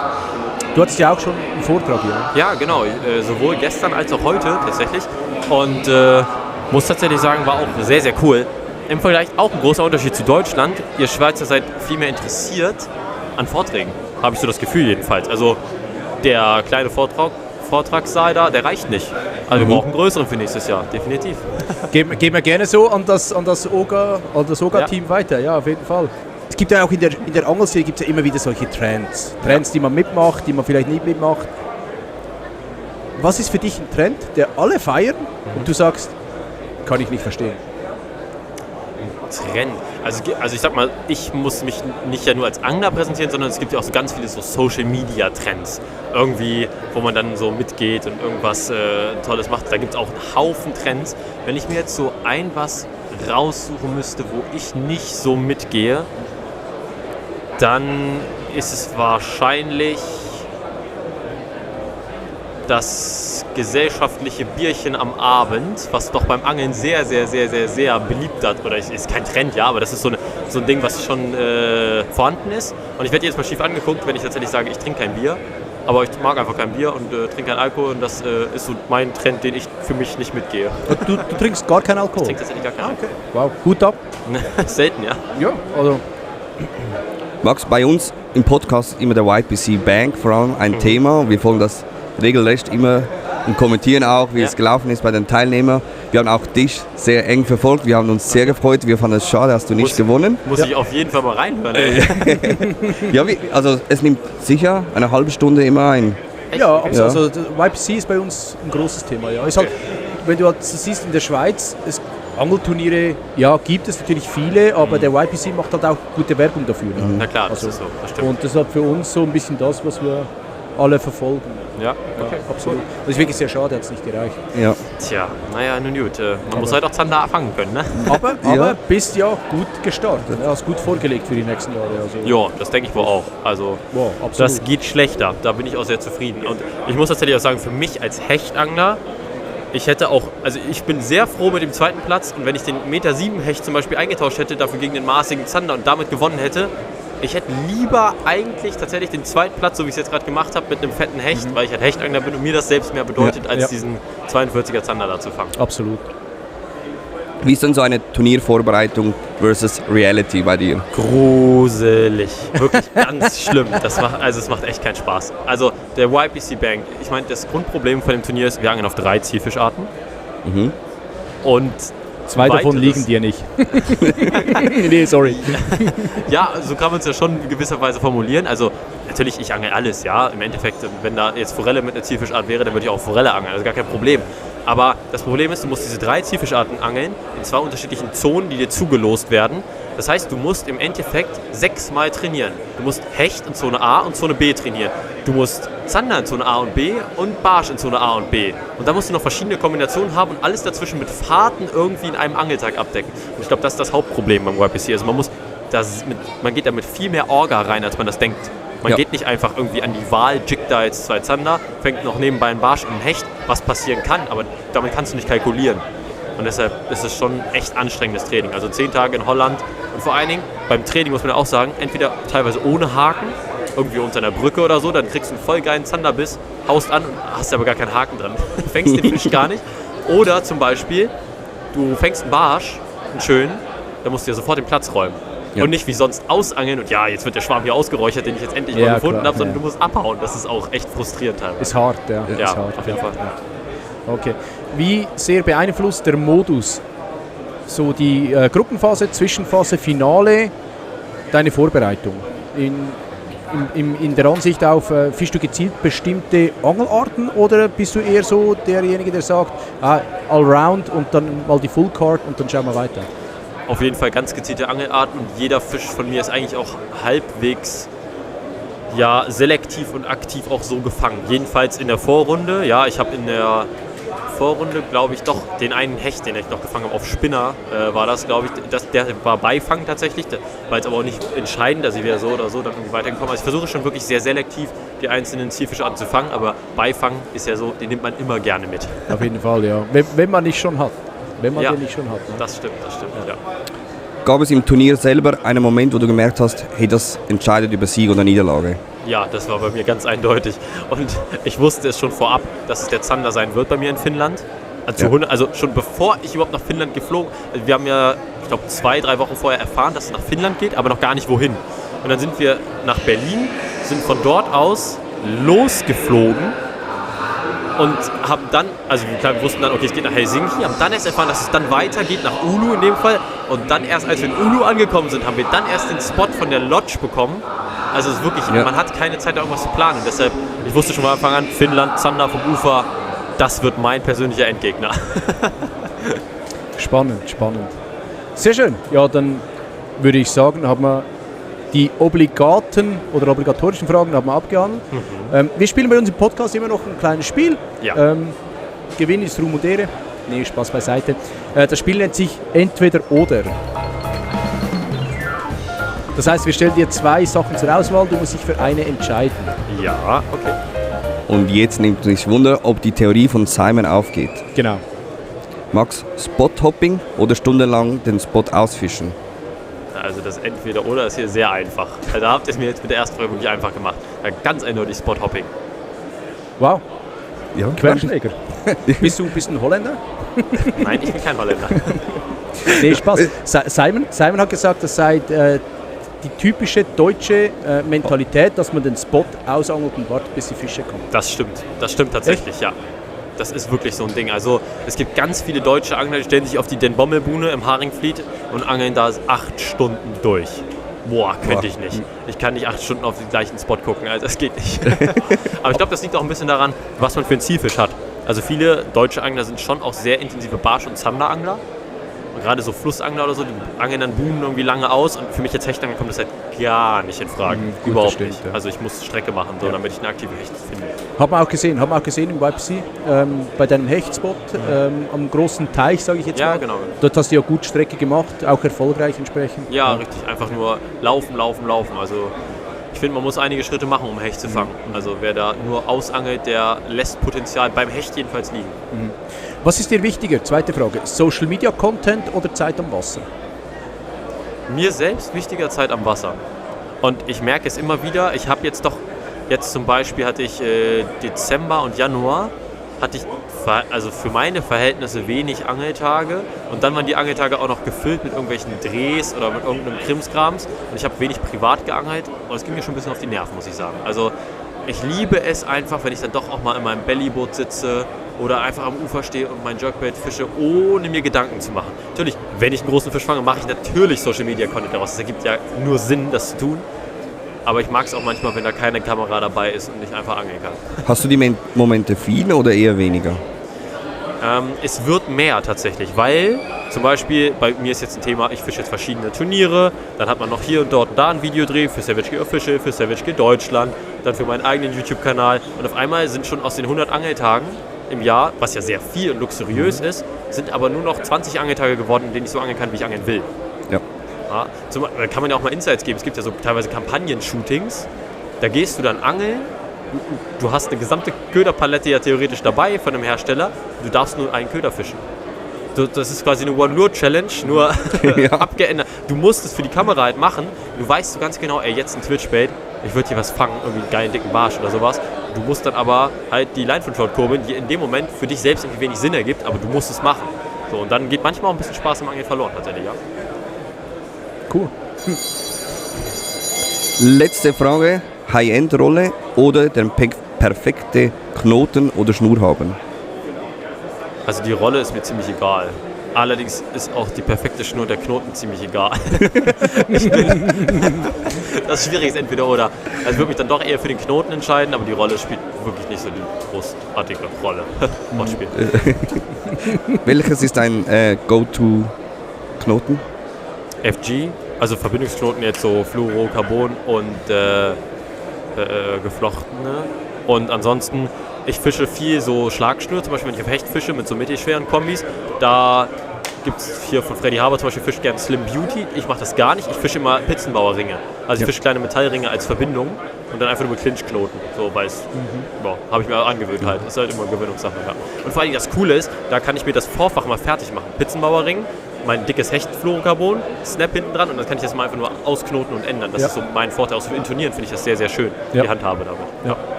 Ja, sehr gut. Ja, dann würde ich sagen, hast du einen Applaus verdient? Wir sind fertig mit dem Entweder oder. War ja nicht schlimm für dich. Ne? Nee. Gut, super. Ich glaube, wir haben noch etwas Zeit, wenn es mir recht ist. Ich habe noch Eine Minute? 1, 2 Fragen. Ja. Also, eine Frage. Ja. Dein Setup, das du einem Hechtangler empfehlen würdest, wenn jetzt einer kommt und sagt, hey, ich will auf Hecht angeln, was brauche ich?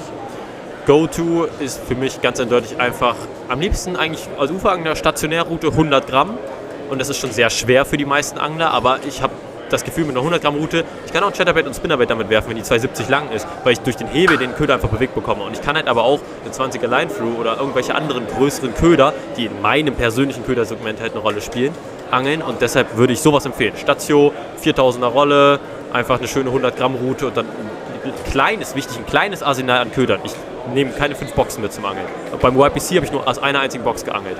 Das Crazy. reicht für mich. Ja, voll. Ja. Crazy. Untypisch für einen Angler, oder? Ja. Untypisch für einen Ja, Angler. das ja. stimmt eigentlich. Das Einer, stimmt. einer der wenigen, ja. Aber ich muss mich da echt total beschränken, weil sonst schweife ich auch ab. Also zum Beispiel auch vom Turnier mache ich mir vorher ganz genau Gedanken, was ich überhaupt für Köder potenziell angeln könnte und packe auch nur die ein. Alles andere, wenn ich eine Farbe habe, so von einem anderen Gummifisch irgendwie, dann packe ich gar nicht ein. Also es kommt gar nicht mit. Und dann hast du nie den Gedanken, scheiße, hätte ich jetzt den dabei, das würde wahrscheinlich... weil ich mir das vorher schon, also ich schließe es schon vorher aus, kategorisch. Okay, ja. Also ich plane meine Angeltage schon sehr genau. Okay, ja, cool. Super, ja dann vielen Dank erstmal und Ja, ich würde danke sagen, für die Einladung hier in den Podcast. die letzten Worte gelten dir. Ja, ich würde sagen, Freunde, wenn ihr dicke Hechte fangen wollt, dann auf jeden Fall einfach durchziehen. Dicke Hechte ist einfach eine mentale Einstellungssache. Ja? Also ihr müsst wirklich einfach euch ganz sicher sein, es kann bei jedem Wurf richtig scheppern. Und ich würde sagen, in dem Sinne, Mission 100 plus hier, für jeden von euch, der zuhört, dicke Latschen angeln für dicke Hechte und dann haut jetzt einen raus. Jungs und Mädels hier. Super, Vielen Dank. Super, wir sitzen da mit dem nächsten Gast, Genau. Marius. Hallo. Hallo. Stell dich doch mal kurz vor, für diejenigen, die dich nicht kennen. Diejenigen, die mich nicht kennen, ich bin der Marius, ich komme aus München in Deutschland. Ich bin also hier zu Gast in der Schweiz auf der schönen Schweizer Sportfischermesse. Man kann mich unter Umständen kennen von meinem YouTube-Kanal Real Fishing oder von der Westin Page, weil ich auch im Westin Fishing Pro Team bin. Genau. Für diese Firma arbeite ich auch seit 2 Jahren im Marketing und hatte letztes Jahr die große Ehre, beim YPC mit dabei zu sein. Da hat man mich vielleicht auch gesehen. Genau. Und ansonsten kennt man mich vielleicht auch von den Messen, weil da stehe ich ja auch ganz gern mal. Sehr schön. Dann vielen Dank für die Vorstellungsrunde. Und wie du ja bereits im Off gesagt hast, ihr stellt ja bloß Fragen. Natürlich, wir stellen Fragen. Wir haben uns Oli hat sich da einige Gedanken gemacht. Ich bin da nicht so dazugekommen.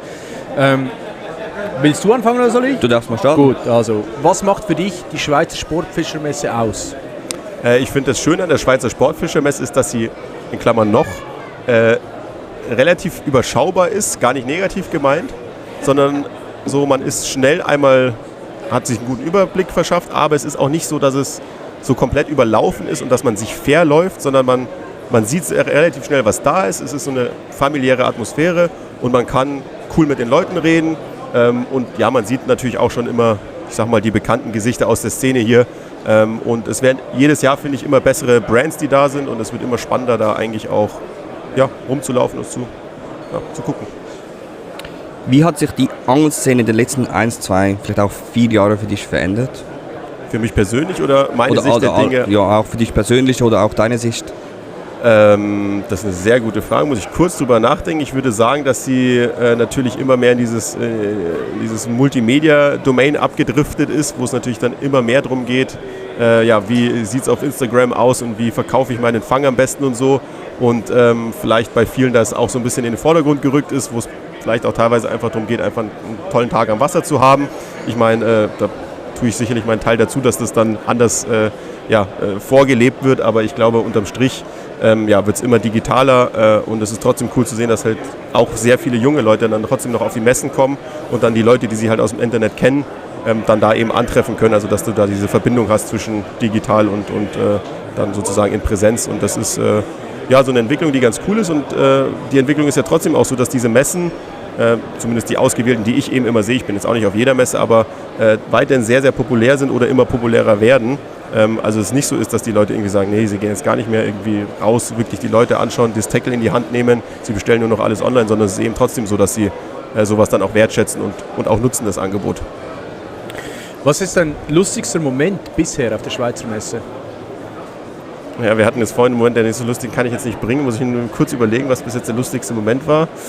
Wir haben dieses Jahr, 2 Teamangler auch aus der Schweiz, Yannick und Joshua von Pikeweaver, sagen vielleicht von euch, sagt euch vielleicht was. Die sind sehr nett, mit denen verstehe ich mich sehr gut. Und da gibt es sehr viele witzige kleine Momente. Leider ist Yannick dieses Jahr nicht da, krankheitsbedingt. Aber da hatten wir schon relativ viel Klamauk Sei es, dass mal wieder einer der klassischen Fälle von ein hochqualifizierter Kunde kommt an und stellt uns irgendwelche Fragen zu irgendeinem Kugellager in unserer Baitcaster-Rolle, wo wir die Antwort ja gar nicht drauf haben können. So. Und wir schauen uns nur an und denken uns so, it's every year. So, das ist dann immer, das sind jetzt so kleine witzige Momente, aber so ein großer Fail, sage ich mal, ist zum Glück noch nicht passiert, wo man jetzt drüber lachen könnte. Okay. YPC Bank, du hast es vorhin angesprochen. Ja. Wir reden sehr viel im Podcast über eine YPC. Ja. Nimmt sehr viel Zeit bei uns ein, einfach weil wir auch in der Schweiz so sehr verfolgen. Ja. Du hast das ja zum ersten Mal mitgemacht. Wie ist es bei dir so, Turniervorbereitung versus Realität? In meinem ganz konkreten Fall war das natürlich eine sehr große Divergenz, die dazwischen herrschte, zwischen dem, wie es in meinem Training lief, in meinen Gedanken vor dem Turnier, in meinem Training für das Turnier und wie es dann im Turnier sich abgespielt hat. In meinem Fall ist es leider nicht der Fall gewesen, wo mein Training schlecht lief und mein Turnier dann gut, sondern ich hatte mir große Pläne gemacht. Wir haben 1,5 Wochen lang hart trainiert, viel gelaufen, viel probiert, haben auch unsere Fische gefangen, haben uns wenig Fische sind uns sozusagen in den Kescher gesprungen, sondern es wurde wirklich sehr, sehr viel hart erarbeitet und ich hatte wirklich eigentlich ein gutes Gefühl, weil, das muss ich jetzt kurz ausschweifen, ihr müsst mich unterbrechen, wenn es zu lang wird. Mach los. Ich hatte einen Tag vor meinem Turniertag und wie gesagt, war mein erstes Turnier, also ich war schon giganervös so und ich habe gesagt, okay, ich war so fertig nach dem Training, den letzten Tag vor meinem ersten Angeltag muss ich einfach Pause machen und dann war ich so, okay, komm, ich habe dann noch so auf Fish-Planer noch so ein Gewässer gefunden, wo man sich so eine kleine Extra-Lizenz kaufen konnte und dachte mir, komm, testest du den für 3 Stunden an, aber nicht mehr, weil du musst dich erholen. Und dann bin ich hin, habe angefangen, habe beim Twitchen nach, glaube ich, 10 Minuten einen Barsch, 34er, 35er gefangen, aber wer die Folge oder diese Episode geschaut hat, weiß, wie schwierig die Phase war. Also 35er Barsch wäre richtig gut gewesen. Dann bin ich weitergelaufen, dann hatte ich auf Topwater, habe ich die Drillinge angedrückt, um die Hechte nicht zu verangeln. Dann hatte ich, glaube ich, innerhalb von so einem 50 Quadratmeter Feld 5 Kontakte auf Topwater, beziehungsweise 2 auf Topwater und 3 auf normalen Gummifisch. Dann war ich so, okay, ich fange morgen am Fluss an und wenn das nicht funktioniert, fahre ich am Nachmittag dahin und hole mir zumindest einen kleinen Hecht oder vielleicht einen Barsch auf Topwater. So, das war mein Plan. 24 Stunden bevor also am Tag davor, da dachte ich mir, das muss ja funktionieren. So, natürlich, was ist passiert? Fluss, einen guten Hecht verloren und dann komplett kassiert und ich fahre dahin, mache den ersten Wurf mit Topwater, den zweiten, nichts passiert und ich denke, das gibt's doch nicht. So, und so, erster Kommentar ist immer, ja, ist ja schön, dass ihr erzählt, dass es im Training gut lief. Ihr müsst halt dann liefern, wenn es soweit ist, denke ich mir, hast du recht. Ja. Aber was soll man denn mehr machen, als 24 Stunden vorher eigentlich einen Spot zu finden und sich zu denken, geil ist safe. Also wirklich, teilweise denke ich mir, für was habe ich überhaupt trainiert? So? Ich hätte so gefühlt mir 10 Spots raussuchen sollen, einfach hinfahren sollen und sagen können, okay, gib ihm, wenn es nicht funktioniert, dann habe ich wenigstens kein Geld verbrannt. Also, so, ja, klar, und vor allem auch keine Zeit. Ne? Keine genau. Zeit, ja, und irgendwo liegen das besprechen wir viele hier im Podcast. Es ist immer noch Fische fangen. Ja. Also es heißt fischen und nicht fangen. Genau. Genau. Das ist halt schon am Ende auch in Holland. Natürlich, wenn da sich das Fenster öffnet, kannst du in Holland halt so krass fangen wie in wenig anderen Locations in Europa. Aber auch da, wenn die keinen Bock haben, haben sie halt keinen Bock so. Ja. Und wenn du halt dann natürlich, wie ich auch, wie gesagt, ich komme aus München, ich fahre 9 Stunden nach Holland, so mein Teamkollege Ton, ich sag mal, der hat da die Erfahrung, wenn bei dem der eine Spot nicht läuft, der kann halt mal 2, 3 andere anfahren und es ist überhaupt kein Problem. Der hat da einfach die Auswahl. Ich muss mir halt einen Plan machen. Da bin ich bis heute sehr stolz auf mich. Ich habe mir einen Plan damals gemacht für das Turnier und ich bin wirklich bei dem Plan geblieben, weil ich wollte am Ende nicht der sein, der sagt, ja scheiße, hätte ich mal oder was wäre gewesen, wenn, sondern ich habe gesagt, so, ich mache den Plan und der funktioniert oder der funktioniert nicht, weil ich einfach wusste, ich habe halt nicht die Option zu sagen, okay, unter der Brücke steht jetzt kein Barsch, naja, dann steht da hinten bei dem Baum oder da unter dem Schiff noch eins, weil ich da natürlich die Expertise auch einfach, oder die Spotkenntnis. Die Erfahrung halt, oder? Genau. Ist ja so. Klar, das ist ja, wie wenn wir nach Holland gehen. So ist es. Ja. Ja. Kurze Zwischenfrage, wieso hat Westin 2 Angler gestellt? Da muss ich gucken, wie viel ich da interne ausplaudere, aber es war so, dass, ich kann es neutral formulieren, es war so, dass ein anderer Teilnehmer abgesagt hat und uns der Platz kurzfristig angeboten wurde und dann fiel der Groschen sozusagen auf mich. Auf dich, ja. Genau. Okay, ja, cool, sehr schön. Wie sehr beeinflusst der Modus Gruppenphase, Zwischenrunde, Finale deine Vorbereitung? Fischst du gezielt auf bestimmte Arten oder eher Allround, um die Karte voll zu kriegen? Auch da habe ich natürlich in der Retrospektive sehr drüber nachgedacht, ob die Strategie so gut war, aber ich hatte den klaren Plan, dass ich an dem ersten Tag den Fluss, den ich in meiner Zone auserkoren hatte und wo ich mich am wohlsten gefühlt hatte, den Plan hatte, einen großen Barsch zu fangen, weil ich wusste, es ist super schwer, aber wir hatten eigentlich jeden Trainingtag einen guten Barsch, 40 plus. Und ich wusste, wenn ich den kriegen kann, kann ich schon einen richtigen Vorsprung haben. weil ich einer der wenigen im Training war in meiner Gruppe, die auch vernünftig Barsche gefangen haben. Und dann habe ich gesagt, wenn ich den Barsch fange, cool. Ich wusste, der kommt auf Strecke randomly. Das ist nicht so, dass da ein Spot jetzt super für Barsch ist, sondern den muss ich mir sozusagen irgendwo von der Steinpackung suchen. Und wenn das klappt, schaue ich, dass ich die Zander, vielleicht noch 1, 2 Zander fange, um einfach den zweiten Tag entspannter zu machen. Und am zweiten Tag wollte ich mich um die Hechte kümmern. So, das ist jetzt in der Realität nicht so ganz aufgegangen, aber ich bin bis heute eigentlich der festen Meinung, dass es also mit etwas mehr Glück wäre das ein guter Plan gewesen und am zweiten Tag dann Hecht und dann auffüllen, was geht. Im Idealfall halt mit Barsch auffüllen, weil die guten Multiplikatoren in Sachen Punkte geben. Und das war der Plan.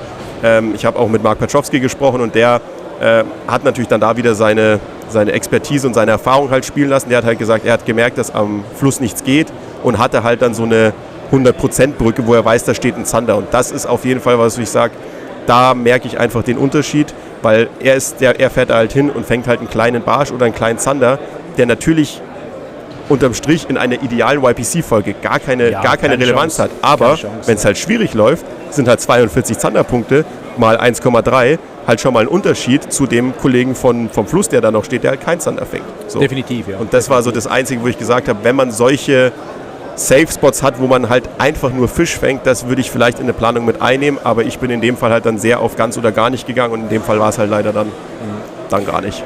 Du musstest ja den einen Barsch mitnehmen. Ja, das ist, ja. Also muss ich sagen, Hut ab, wie du das erklärt hast, wie du das gemacht hast, auch dass du den mitgenommen hast im Turnier, finde ich, also echt, weil ja, es gibt so viele Leute, die würden so einen Barsch wieder zurückschmeißen. Ja. Das ist, muss ich sagen, du hast es sauber erklärt, das hat einen Grund und ist ja auch schön, wenn man das mal sieht auf einem Turnier oder in einem Turnier so, weil das wird, Holland ist C&R und da schwört man drauf und da gibt es Leute, die schmeißen alles wieder zurück, ob die Überlebenschancen haben oder nicht und das hast du super erklärt, muss ich an der Stelle mal einwerfen. Danke. Echt, Hut ab, gut gemacht. Finde ich super, weil haben wir lange darüber gesprochen, dass das auch irgendwie in das Turnier gehört, dass man das viel mehr auch zeigt, auch Ino, wie er den Hecht da im Wasser gemessen hat, fand ich sehr schön, wie er auch das erklärt hat. Also darf viel mehr auch noch in so einem Turnier kommen. Absolut. Also, das war natürlich für mich auch eine absolute Highlight-Situation. Am ersten Tag geschneidert und dann den ersten Fisch, den ich je in meiner Online-Wettkampfkarriere fange, der haut sich gleich mal den Köder bis nach Valhalla rein und kommt da schon halb blutend aus dem Wasser. Und wie gesagt, ich bin da vielleicht auch von meiner Einstellung her ein bisschen anders als andere. Ich finde, dass beide Extreme der Fahnenstange nicht ideal sind. Ich finde, dieses komplette Totknüppeln von allem, was ins Boot kommt, finde ich persönlich nicht geil. Genauso finde ich es aber auch nicht geil, alles konsequent zurückzusetzen, wenn du siehst, dass der Fisch einfach nicht überlebensfähig war. Und ich möchte da auch nochmal meinen Kameramann Olli nochmal einen Shoutout geben, der mich da auch nochmal bestärkt hat in meiner Meinung, weil ich ihm gesagt habe, Olli, schau dir den Fisch an, den kann ich nicht zurücksetzen. So. Aber ich wusste auch nicht, wie die Rechtslage, also die Lage im Turnier ist. Und dann haben wir Toni angerufen und Toni meinte auch, ey, wenn der Fisch nicht geht, erklärt's vernünftig. Und ich war am Ende froh, dass ich da dann auch tatsächlich so viel auch in den Kommentaren cooles Feedback bekommen habe, weil ich einfach denke, dass das der richtige Ansatz ist, um an so eine Thematik ranzugehen. Hattest du die Wertungspunkte erhalten? Weiß ich gar nicht. Ja. Hattest du erhalten? Ja, die Punkte habe ich bekommen. Weil, Perfekt. Ja, gefangen hast du ihn. Genau, und wäre ja dann das meiner Meinung nach zumindest falsche Zeichen, wenn sowas dann bestraft werden würde. Ja. Aber ich wollte halt sicher gehen. So. Definitiv. Die letzte Frage ändert sich etwas ab, wenn es okay ist für dich. Go for it. Dürfen wir dich im 26 YPC Bank auch wiedersehen?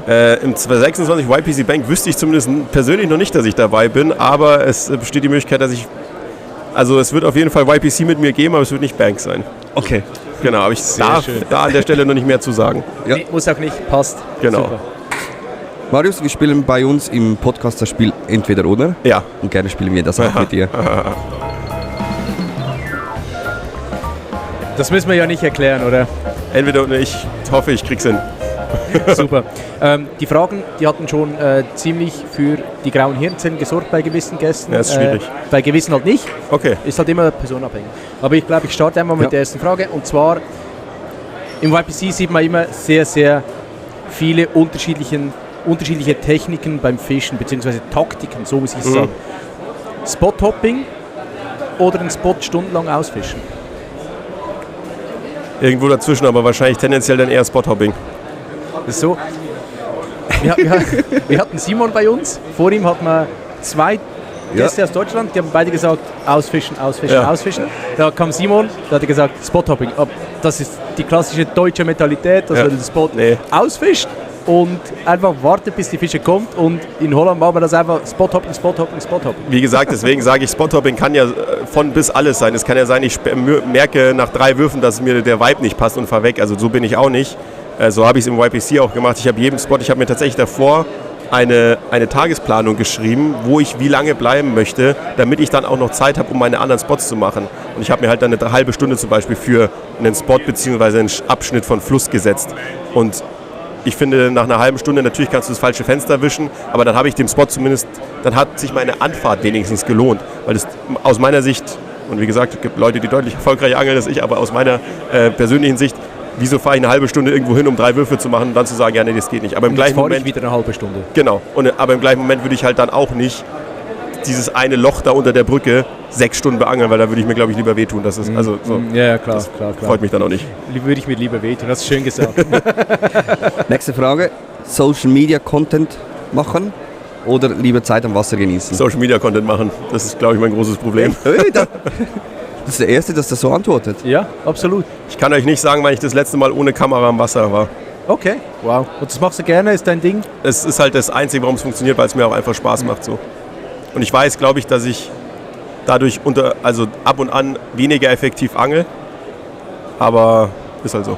Gut, wenn du dafür gut erklärst, das geht ja nicht bloß ums Fangen, oder? Das sind wir wieder bei dem Thema, sondern es geht ja darum, um das Learning daraus. Genau. Ja, oder um die Story hinter dem Fang und Themen so zu beleuchten. Deswegen. Was ist für dich wichtiger? Eine High-End-Rolle oder eine High-End-Route oder die perfekte Schnur oder den perfekten Knoten?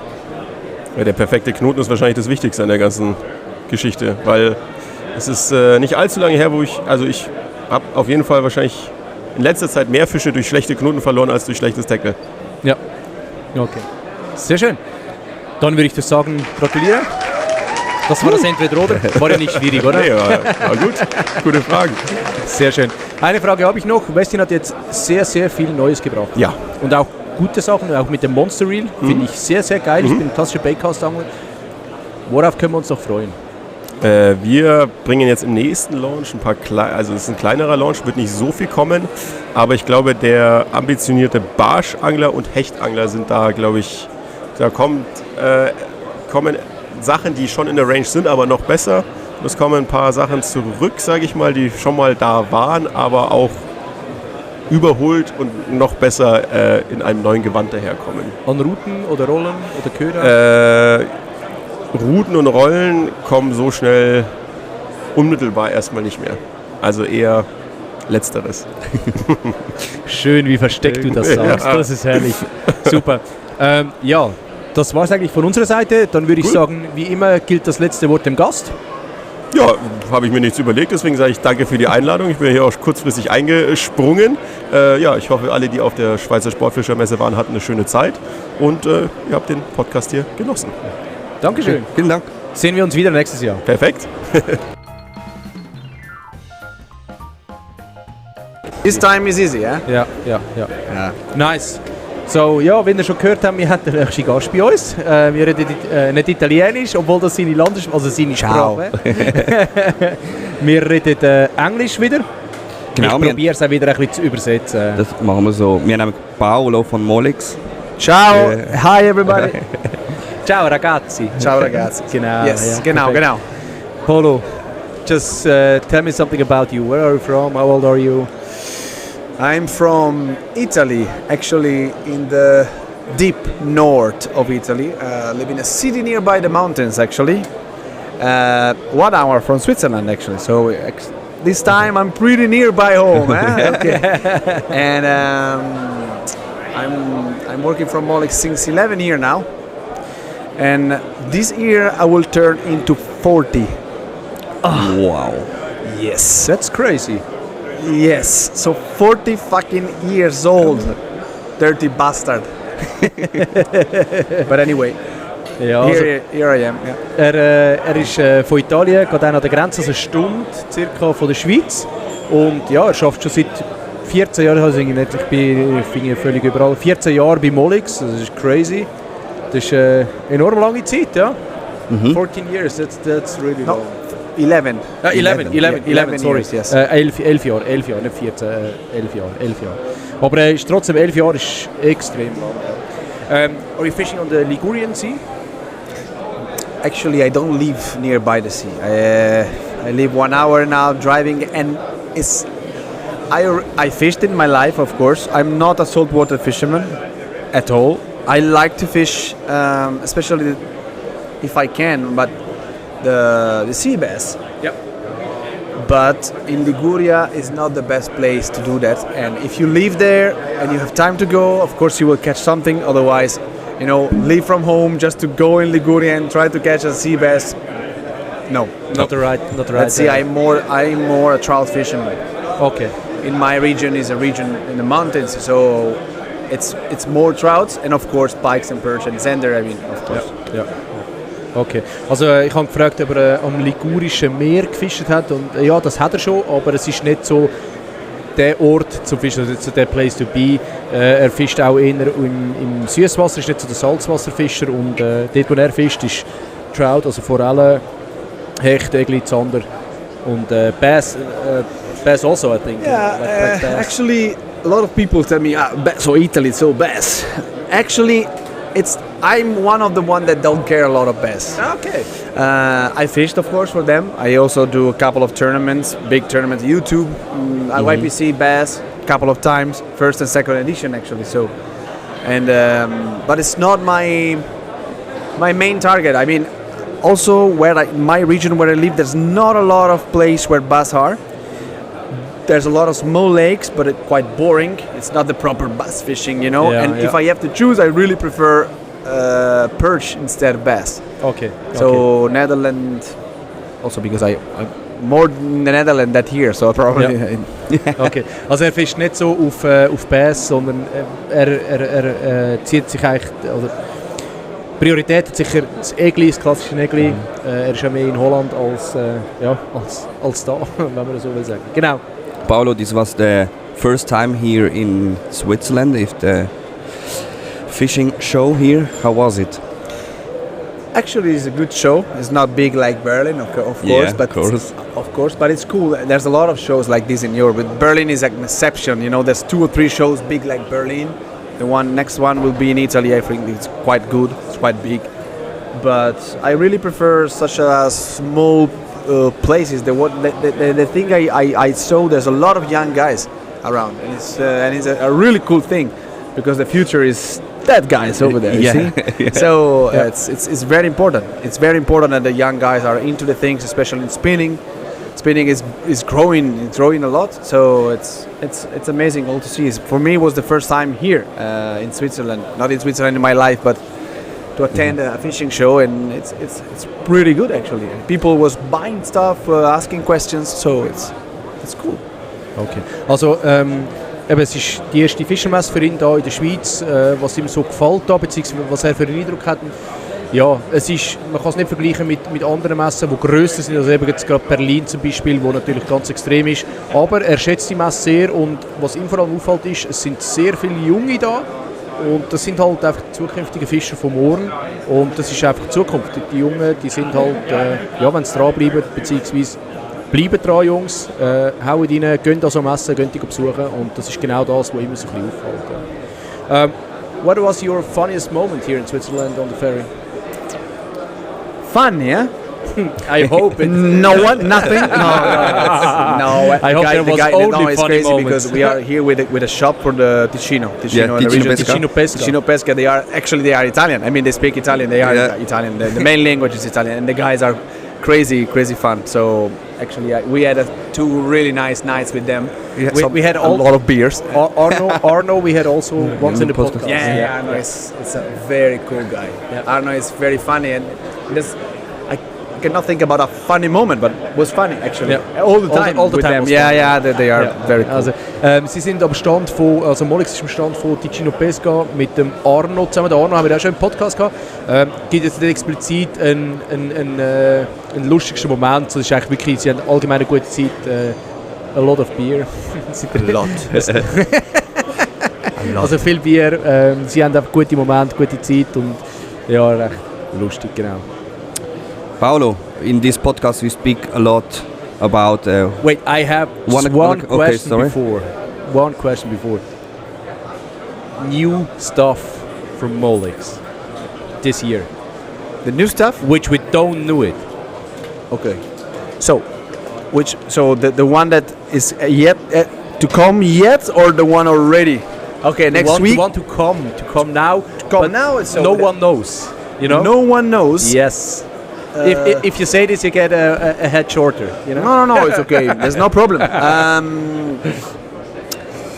Okay, news that we already have is from 3 weeks is the Glide 90. So it is great. It's a good thing. Everybody was expecting that. It's perfect. Then the Pintail that we have, but next week we will come out with the new swim bait in 3-piece. Actually, it's a 19 centimeter swim bait, so 3-piece jointed. Yeah, 3-piece. So swim bait, not Glide, because Glide is just a 2-piece, right? Yeah. So swim bait in 3-piece, 19 centimeters, floating. Then what we have? It's a cool thing actually. We have the weight stickers for the Glides.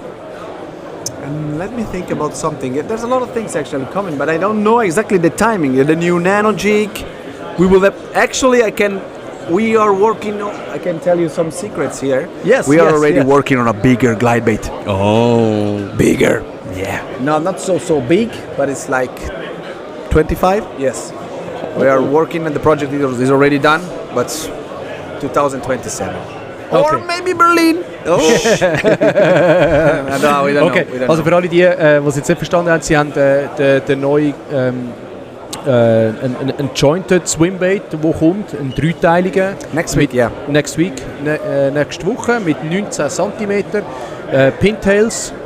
Pintails is already out. It's already 3.9. Okay, Actually, we already basically we already finished in the stock. Okay. But the shops are full now. Sold out. Oh, so it's sold out. It's sold out in out. the company, and the shops are quite good stock. Okay, also die Pintails 3,9 Inch, die sind bereits draußen. Die können ich holen. Und es gibt ein Big oder ein Heavy Glide Bait. Bigger. It's bigger. It's just a project, but the project that's der wird circa will come. We have a lot 2027 oder ein bisschen vorher kommen. We have a lot of ideas actually, and there's a lot of projects, but sometimes you need to think about what to do every year. You cannot go out with 20 or 30 news. It's too much. You need to wait the right time and. Okay.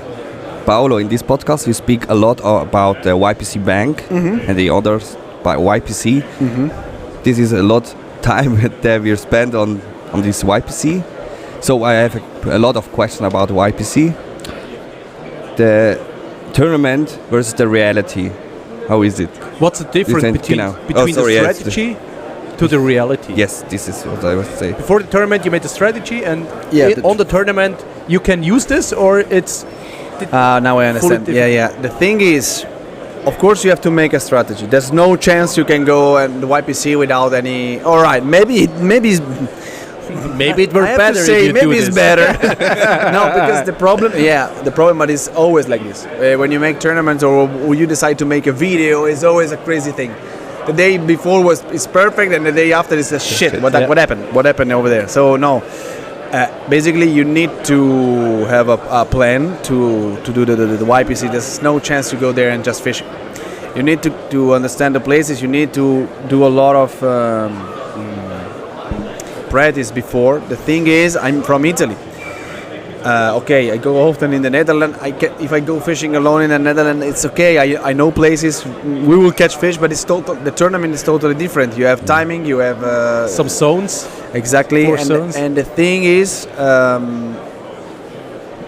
I'm not able to spend a lot of time to have a plan A, B, C, D. So maybe I have a plan A, a plan B, and that's it. And if a plan A is a shit and the plan B is a shit, you are in the shit.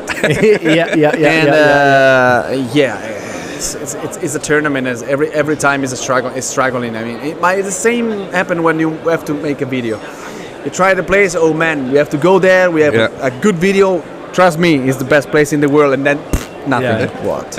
On the day X, you have to deliver. Exactly. To deliver it. Yeah. But if the spot doesn't work and the fish don't want, no. But then you can do what you want. But it's and then you have the pressure. Yeah. You have the pressure because you are there for the company. I mean, you are there with someone paid for that. It's a lot of. Yeah, it's also expensive, to participate. So it's also. I mean, it's. You have to do the best. I mean, it's not just a fishing day, That's, Yeah. Oh, it's always a little bit. Yeah. What's your favorite fish? Trout. Trout. It's really trout. Yes, without any doubt. Okay. Why we're laughing is Nico don't like trout. Yeah. Poor. He hates it. I'm sorry. Easy, don't worry. There was a lot of shitstorm in the beginning, but now it's okay, I think. No. So, was there some moments where you can say, this moment was the decision between fail and win? On the YPC? The tournament. No, always fail. It's not. That's no.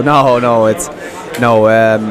I know exactly. You more or less know what's happening because the first day you are. And the thing is, I always catch fish, but I was never so lucky to catch a big fish. Mm-hmm. I always complete the card and everything, the full card and stuff, but without any big fish. So you know that you have to accept it. You know already that the fail is coming, but it's not a fail. I mean, you have also to understand that you are against people that just fish the Netherlands, fish there every day. They know exactly what they do. They know the fish name for name. People know the pikes in the polders over there. They are crazy, and so it's like they live in there. Exactly. Yeah. So it's very hard that to go there from Italy. Just even with 10 days of practice, even if I was in the Netherlands, I think 100 times now, because it's 7 years that I work in the Netherlands for the company, 6 to 7 to 5 times every year for 1 week, more or less. So a lot of time, but it's not the same. You don't live there. You don't know what happened in that week. I don't know. Maybe you come there. It's 1 week after a big rain or whatever, and the difference is it summer? Is it winter? It's autumn. It's spring. But for our concern, the season, I'm pretty prepared. I mean, I exactly know what I have to do in the proper season and stuff. But it's totally different to do a tournament instead of fishing. Yep. Because when you fish, you don't have pressure. You don't have to. You just do what you like to do, and everything is cool, and you already know. You catch a lot of perch, so I can fish on perch. I don't have to fish on pike or sandal. Exactly. And the tournament is totally different because you need to concentrate on something. You need to do something that maybe you don't do a lot. You must do something that maybe you don't like. So it's different. Ich habe schon lange nicht mehr übersetzt, sorry. Oh ja. Ich weiss nicht, wo ich es übersprungen habe. Wegen der Neuheit. Die Neuheit habe ich übersetzt, genau. Und dann Turnierstrategie gegen Realität. Das ist auch so ein bisschen, das kannst du nicht vergleichen. Das ist, klar brauchst du Strategie. Und dann haben wir noch gewitzelt. Wahrscheinlich bist du schleuer, wenn du vielleicht mal keine Strategie hast zum Ausprobieren. Aber das kannst du nicht miteinander vergleichen. Und ich habe dann gefragt, ob es irgendwelche Momente gegeben hat im Turnier, wo ich gemerkt habe, Fail oder Win. Und dann sagen ja, ganz klar, wenn du natürlich am Anfang anfängst zu fischen und Fisch kommen nicht, dann weißt du genau, okay, es gibt einen Fail. Und das ist halt ein Schwieriger daran. Auch wenn er 4 bis 5 Mal eine Woche im Jahr oder 4 bis 5 Wochen im Jahr oben ist, exklusiv Training einfach für Molex, dann ist es natürlich relativ schwierig, um auch daraus eine Strategie ableiten. Das heißt, Training brauchst du einen Weg. Und es kann halt auch sein, dass im Training, wie wir es jetzt schon öfters gehört haben, halt einfach im Training läuft es und am Tag X, am Stichtag, ist es halt einfach nicht mehr funktional, oder? Yeah. So, what's your strategy on the YPC? Sorry, wenn ich einfach weiterfrage. What's the strategy on the YPC? First, you want to have a full card, or you want to fish all the species? But actually, when I done the YPC, I just spent 10 days before 1 week, every day fishing around and try to search the places. The problem is that, of course, I don't know every single part of the Netherlands, and the playground is big, and the Netherlands is full of water. So the thing is, I try to go around and try to concentrate the attention on what I'm better to do. For example, for me, perch fishing and pike fishing is better instead of zander. I'm not the zander fisher, but especially in the summertime, I really prefer to try to find places where not big places. My strategy is always like this. So bridges and stuff like that, they deliver always some fish, especially in the sunny days where normally is the YPC because it's June. So sometimes it's so hot.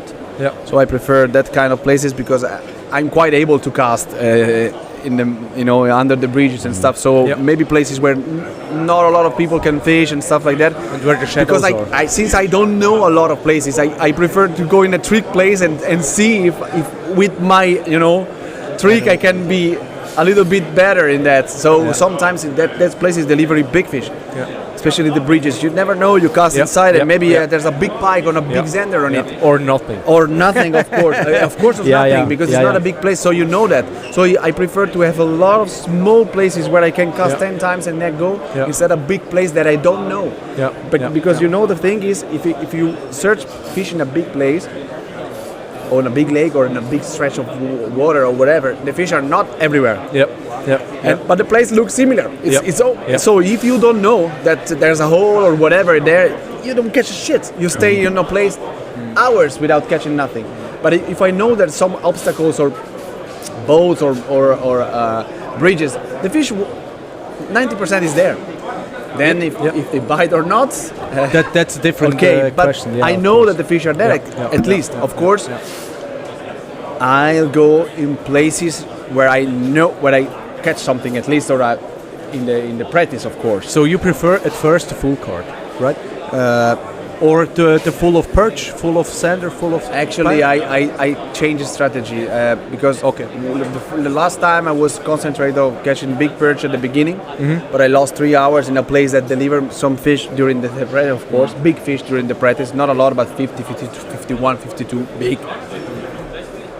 Was not good working, so actually I lost 3 hours over there and was not good. So when you lost 3 hours, then you have to go, and at the end I catch zander on a small bridge, one by one. The episode you don't see, but I catch like 10 zanders, but it was not big. So I know what you mean, Okay, also auf meine Frage, was er priorisiert hat, Fullcard oder zuerst alle Fischarten, ist so ein bisschen je nach Strategie auch. Das kann sich auch ändern, weil es gibt gewisse Plätze, wo es halt einfach wirklich Horden von Fisch hat und halt immer etwa die gleichen Spezies sind, und dort machst du halt zuerst Spezies fertig. Hankerum gibt es halt Plätze, wo mehrere Spezies an einem sind, und dann machst du halt zuerst mal Fullcard fertig in dem Sinn. Aber grundsätzlich ist er einer, der sich in die kleinen Spots sucht, eben wie so Brücken zum Beispiel, weil dort weisst du auch, die sind konzentriert unter der Brücke, und wenn du irgendwo an ein grosses Gewässer gehst, ist es halt relativ schwierig zu wissen, okay, da ist jetzt das Loch, dort ist das Loch, dort hat es Krugkanten etc. Genau. Last question about YPC. Yep. Paolo, this year you fish also YPC? No. No? No. It's still last year we don't participate anymore. Because we are concentrated attention on different things actually, and for our concern, the Netherlands, we are doing pretty good with the guys of Roofmeister. So this year we will improve the energy with them and make some video with them. Suzuki fishing games? Suzuki fishing games? No. Just fishing. Okay. No tournament. No, I decide that. We decide. It's a company. I mean, that. We will spend energy to produce more authentic things where the people can see something and try to learn, or interesting video, not just about products, but about adventure fishing. And so this year we will open our Molix TV channel, where we will show every month some video about just fishing adventures, not about speaking about not products, no nothing, and just fishing adventure. And we want that the people look at the things and say, "Oh, I want to do this." Yep. Okay. Instead, to do something just for debates, for fishing. For debates, for commercials, you know. Okay. Also wird das Jahr, also 2026 beziehungsweise wird er auf YPC Bank nicht mehr fischen, weil es ist so ein bisschen ein Firmenentscheid, dass sie einfach mehr mit anderen zusammen machen und dementsprechend ein bisschen mehr im Adventure-Bereich sein und nicht nur einfach nur aufs Fisch und auf die Köder, sondern wirklich aufs Gesamtpaket setzen und halt auch authentisch rüberkommen. It's very sad. Can I say that? Yeah. Yeah. I like your emotion in this tournament. So you have to pay them 10,000 euro. Okay. Okay, so with all our guests we do some minigame, genau. Yeah. And this called Entweder Oder. You understand it? No. No. Okay, so we give you two answers and you have to decision one. Yeah. So I start? Okay. Spot hopping or stay on the spot? Go around. First one. Spot hopping. Okay. Wow, that's ja gut, ist Italienisch, gell? Yeah. So we had a guest before, Simon Thornbeck, and he said that's a normal German thing. Stay in one spot and stay there all day long. I know. Yes. And cast. Yeah. And wait till the fish comes. I know. No. We move a lot. Okay. Second question: social media content or time on the water? Time on the water, of course. No. I'm not the one. I tried to do that. I really have, but then I'm not that social. I mean, I am because of course, but I really prefer to spend time on the water. Yeah. Okay. What is important?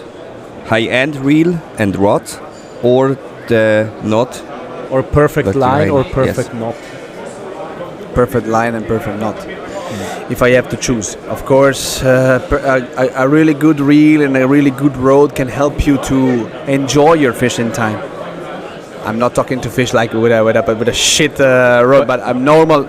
But the line and the knots are. If it's a fail or a win, that's the knot and the line. Exactly. Yeah. Okay.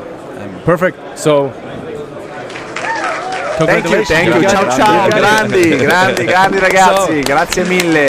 The last word or the last speaking text and so is up to you. What do you want to say to the ferry, to Switzerland, to everything? To Switzerland, first of all, that's the drive limits are crazy. It's, what the fuck? I mean, you have to drive like 80, then 60, then 100, then whatever. There's too many things that I don't like it. First of all, like because 300 kilometers 4 hours. What the fuck? In Italy, you can speed. In Italy, it doesn't matter what side it is. Matter, you can have a pedal to the metal. You can go 130, 140. Come on. And here everyone is so kind and say, but the rules, guys, oh man, the rules for fishing are crazy. They told me it's very strict, everything. Sometimes it's cool, sometimes can be a little bit boring. So that's it. The streets, the first thing. It's the streets. Okay. Thank you, Paolo. Nice. No problem. Thank you, guys. Perfect. Thanks you. Ciao. Jo, wie ihr merkt, oder hinter im Hintergrund hört, sind Geräusche verschwunden, die Messegeräusche. Genau. Man hört vielleicht noch Kinder rumschreien. Irgendwo, ja. Das hat den Grund, am Messetag ist einfach zu viel Zeit umgegangen. Wir haben, glaube ich, gute 2 Stunden Podcast aufgenommen. Ja, ist sehr gut möglich. Und ja, der Nico hat zurück an den Stand helfen aufräumen. Die Messe war auch bereits fertig gewesen, am 4, glaube ich. Am 4 war es fertig gewesen, genau. Wir haben den Podcast haben wir vom 1 bis etwa um 3 eingeplant gehabt, meinte ich, oder halb 2, nein, vom 1 weg. Und ich glaube, etwa um halb 4 bin ich dann wieder retour, irgendwie so. Ja, also wir haben mit Gästen holen, wieder zurückbringen, du bist ja meistens gesäckelt dann. Noch kurze WC-Pausen und so haben wir eigentlich ziemlich etwa 2,5 Stunden gebraucht für das Ganze. Ja. Und ich nehme an, gecuttet wird es dann irgendwo um die 2 Stunden rum sein. Nicht ganz, fix, aber es war geil gewesen, Mann. Geil gewesen. Ist krass gewesen, ja. Mega viel bekannte Fischer, danke Fischer. Genau, aus der Fischerszene. Sehr interessant gewesen, was sie zu erzählen hatten. An dieser Stelle danke Ralf und Gesi, dass er uns das ermöglicht haben. Dass absolut, die danke für den Support. Ja, dass die da haben können bei uns im Podcast sprechen, dass wir immer die Chance haben, am Sonntagnachmittag, oder ist es zum 2. Mal. Genau. Und natürlich auch danke vielmals der Bootswerft Graf GmbH, genau, in Altery sind die, wenn es mir recht ist. Mega geiles Boot. Und danke vielmals den Herren, dass sie uns die Plattform gegeben haben und wir dürfen auf das Boot tun. Weil es ist, glaube ich, recht gut angekommen bei den Gästen. Ja, voll. Ja. Ich habe noch ein paar gesehen, wo, wenn wir am Aufnehmen sind, so schnell ein Foto von uns machen. Ja, voll. Ich glaube, es haben uns recht viel dann so erkannt. Ja. Das war mega cool gewesen. Allgemein habe ich gefunden, so an der Messe. Aber da reden wir, da haben wir dann noch eine Spezialfolge, die wir eingeplant haben. Genau, der Nico und ich haben noch schnell miteinander telefoniert nach der Messe und gefunden, hey, irgendwo, ich glaube, eine Spezialfolge gehört wirklich dazu, da wir doch beide Tage an dieser Messe waren und viele von euch angetroffen haben. Eben, wir dürfen den Podcast live vor Ort aufnehmen. Es gehört wirklich dazu, dass wir auch noch schnell über die Messe reden. Absolut, ja. Und es sind recht viele Eindrücke gekommen. Es sind recht gute Geschichten auch entstanden und alles. Also es ist cool gewesen.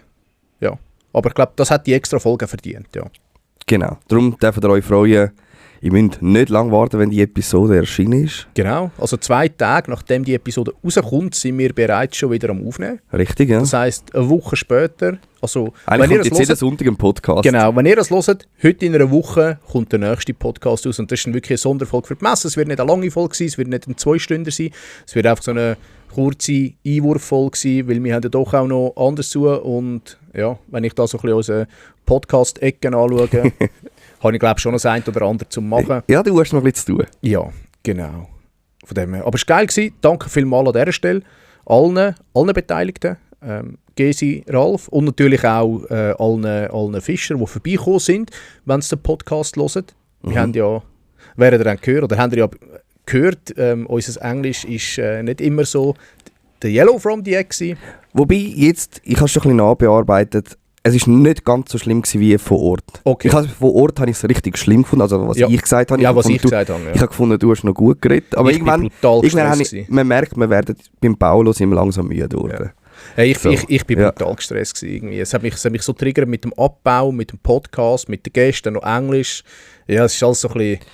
Es ist halt nicht gleich locker, gell? Wie im Deutschen ist noch ähnlich wie Schweizerdeutsch, oder das haben wir auch gelernt in der Schule, das läuft einfach so. Absolut. Und beim Englisch ist halt schon, ich hätte gerne mich mit dem Simon oder mit dem Paulo auch tiefer unterhalten. Ich finde, sie haben sehr, sehr spannende Sachen erzählt. Ja, absolut. Aber, hey, und sorry, wenn wir nicht alles immer übersetzt haben, gewisse Sachen sind halt auch entflogen, oder...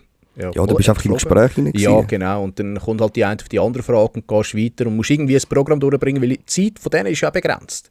Genau. Die sind irgendwie für eine halbe Stunde, haben sie mal einen Slot gehabt, wenn überhaupt. Und ja, wir sind dann, glaube ich, auch noch recht im Verzug gekommen, weil wir am Anfang mit dem Johannes noch ein bisschen länger gehabt haben. Die hätten wir echt zusammengenommen, Johannes und Enrico, und da hätten wir echt gedacht, wir können je eine Viertelstunde machen, damit wir es gleich separat haben, weil wir nur ein Mikrofon haben und da sind wir rumgegeben mit den Nebengeräuschen auf ein Mikrofon reden, ist halt immer so eine Sache. Und dann haben wir gefunden, lass mich nicht entscheiden, je eine Viertelstunde. Ist dann halt ein bisschen länger geworden, ja. Hey, aber sie haben mega interessante Sachen erzählt. Absolut. Ich habe extrem viel gelernt. Ich hoffe, ihr auch, die zugelassen habt. Ich hoffe, ihr findet es einen mega spannenden Podcast. Ja, ich glaube, auch wenn wir die Leute gefragt haben, der Lieblingspodcast ist, glaube ich, der Messe-Podcast. Mhm.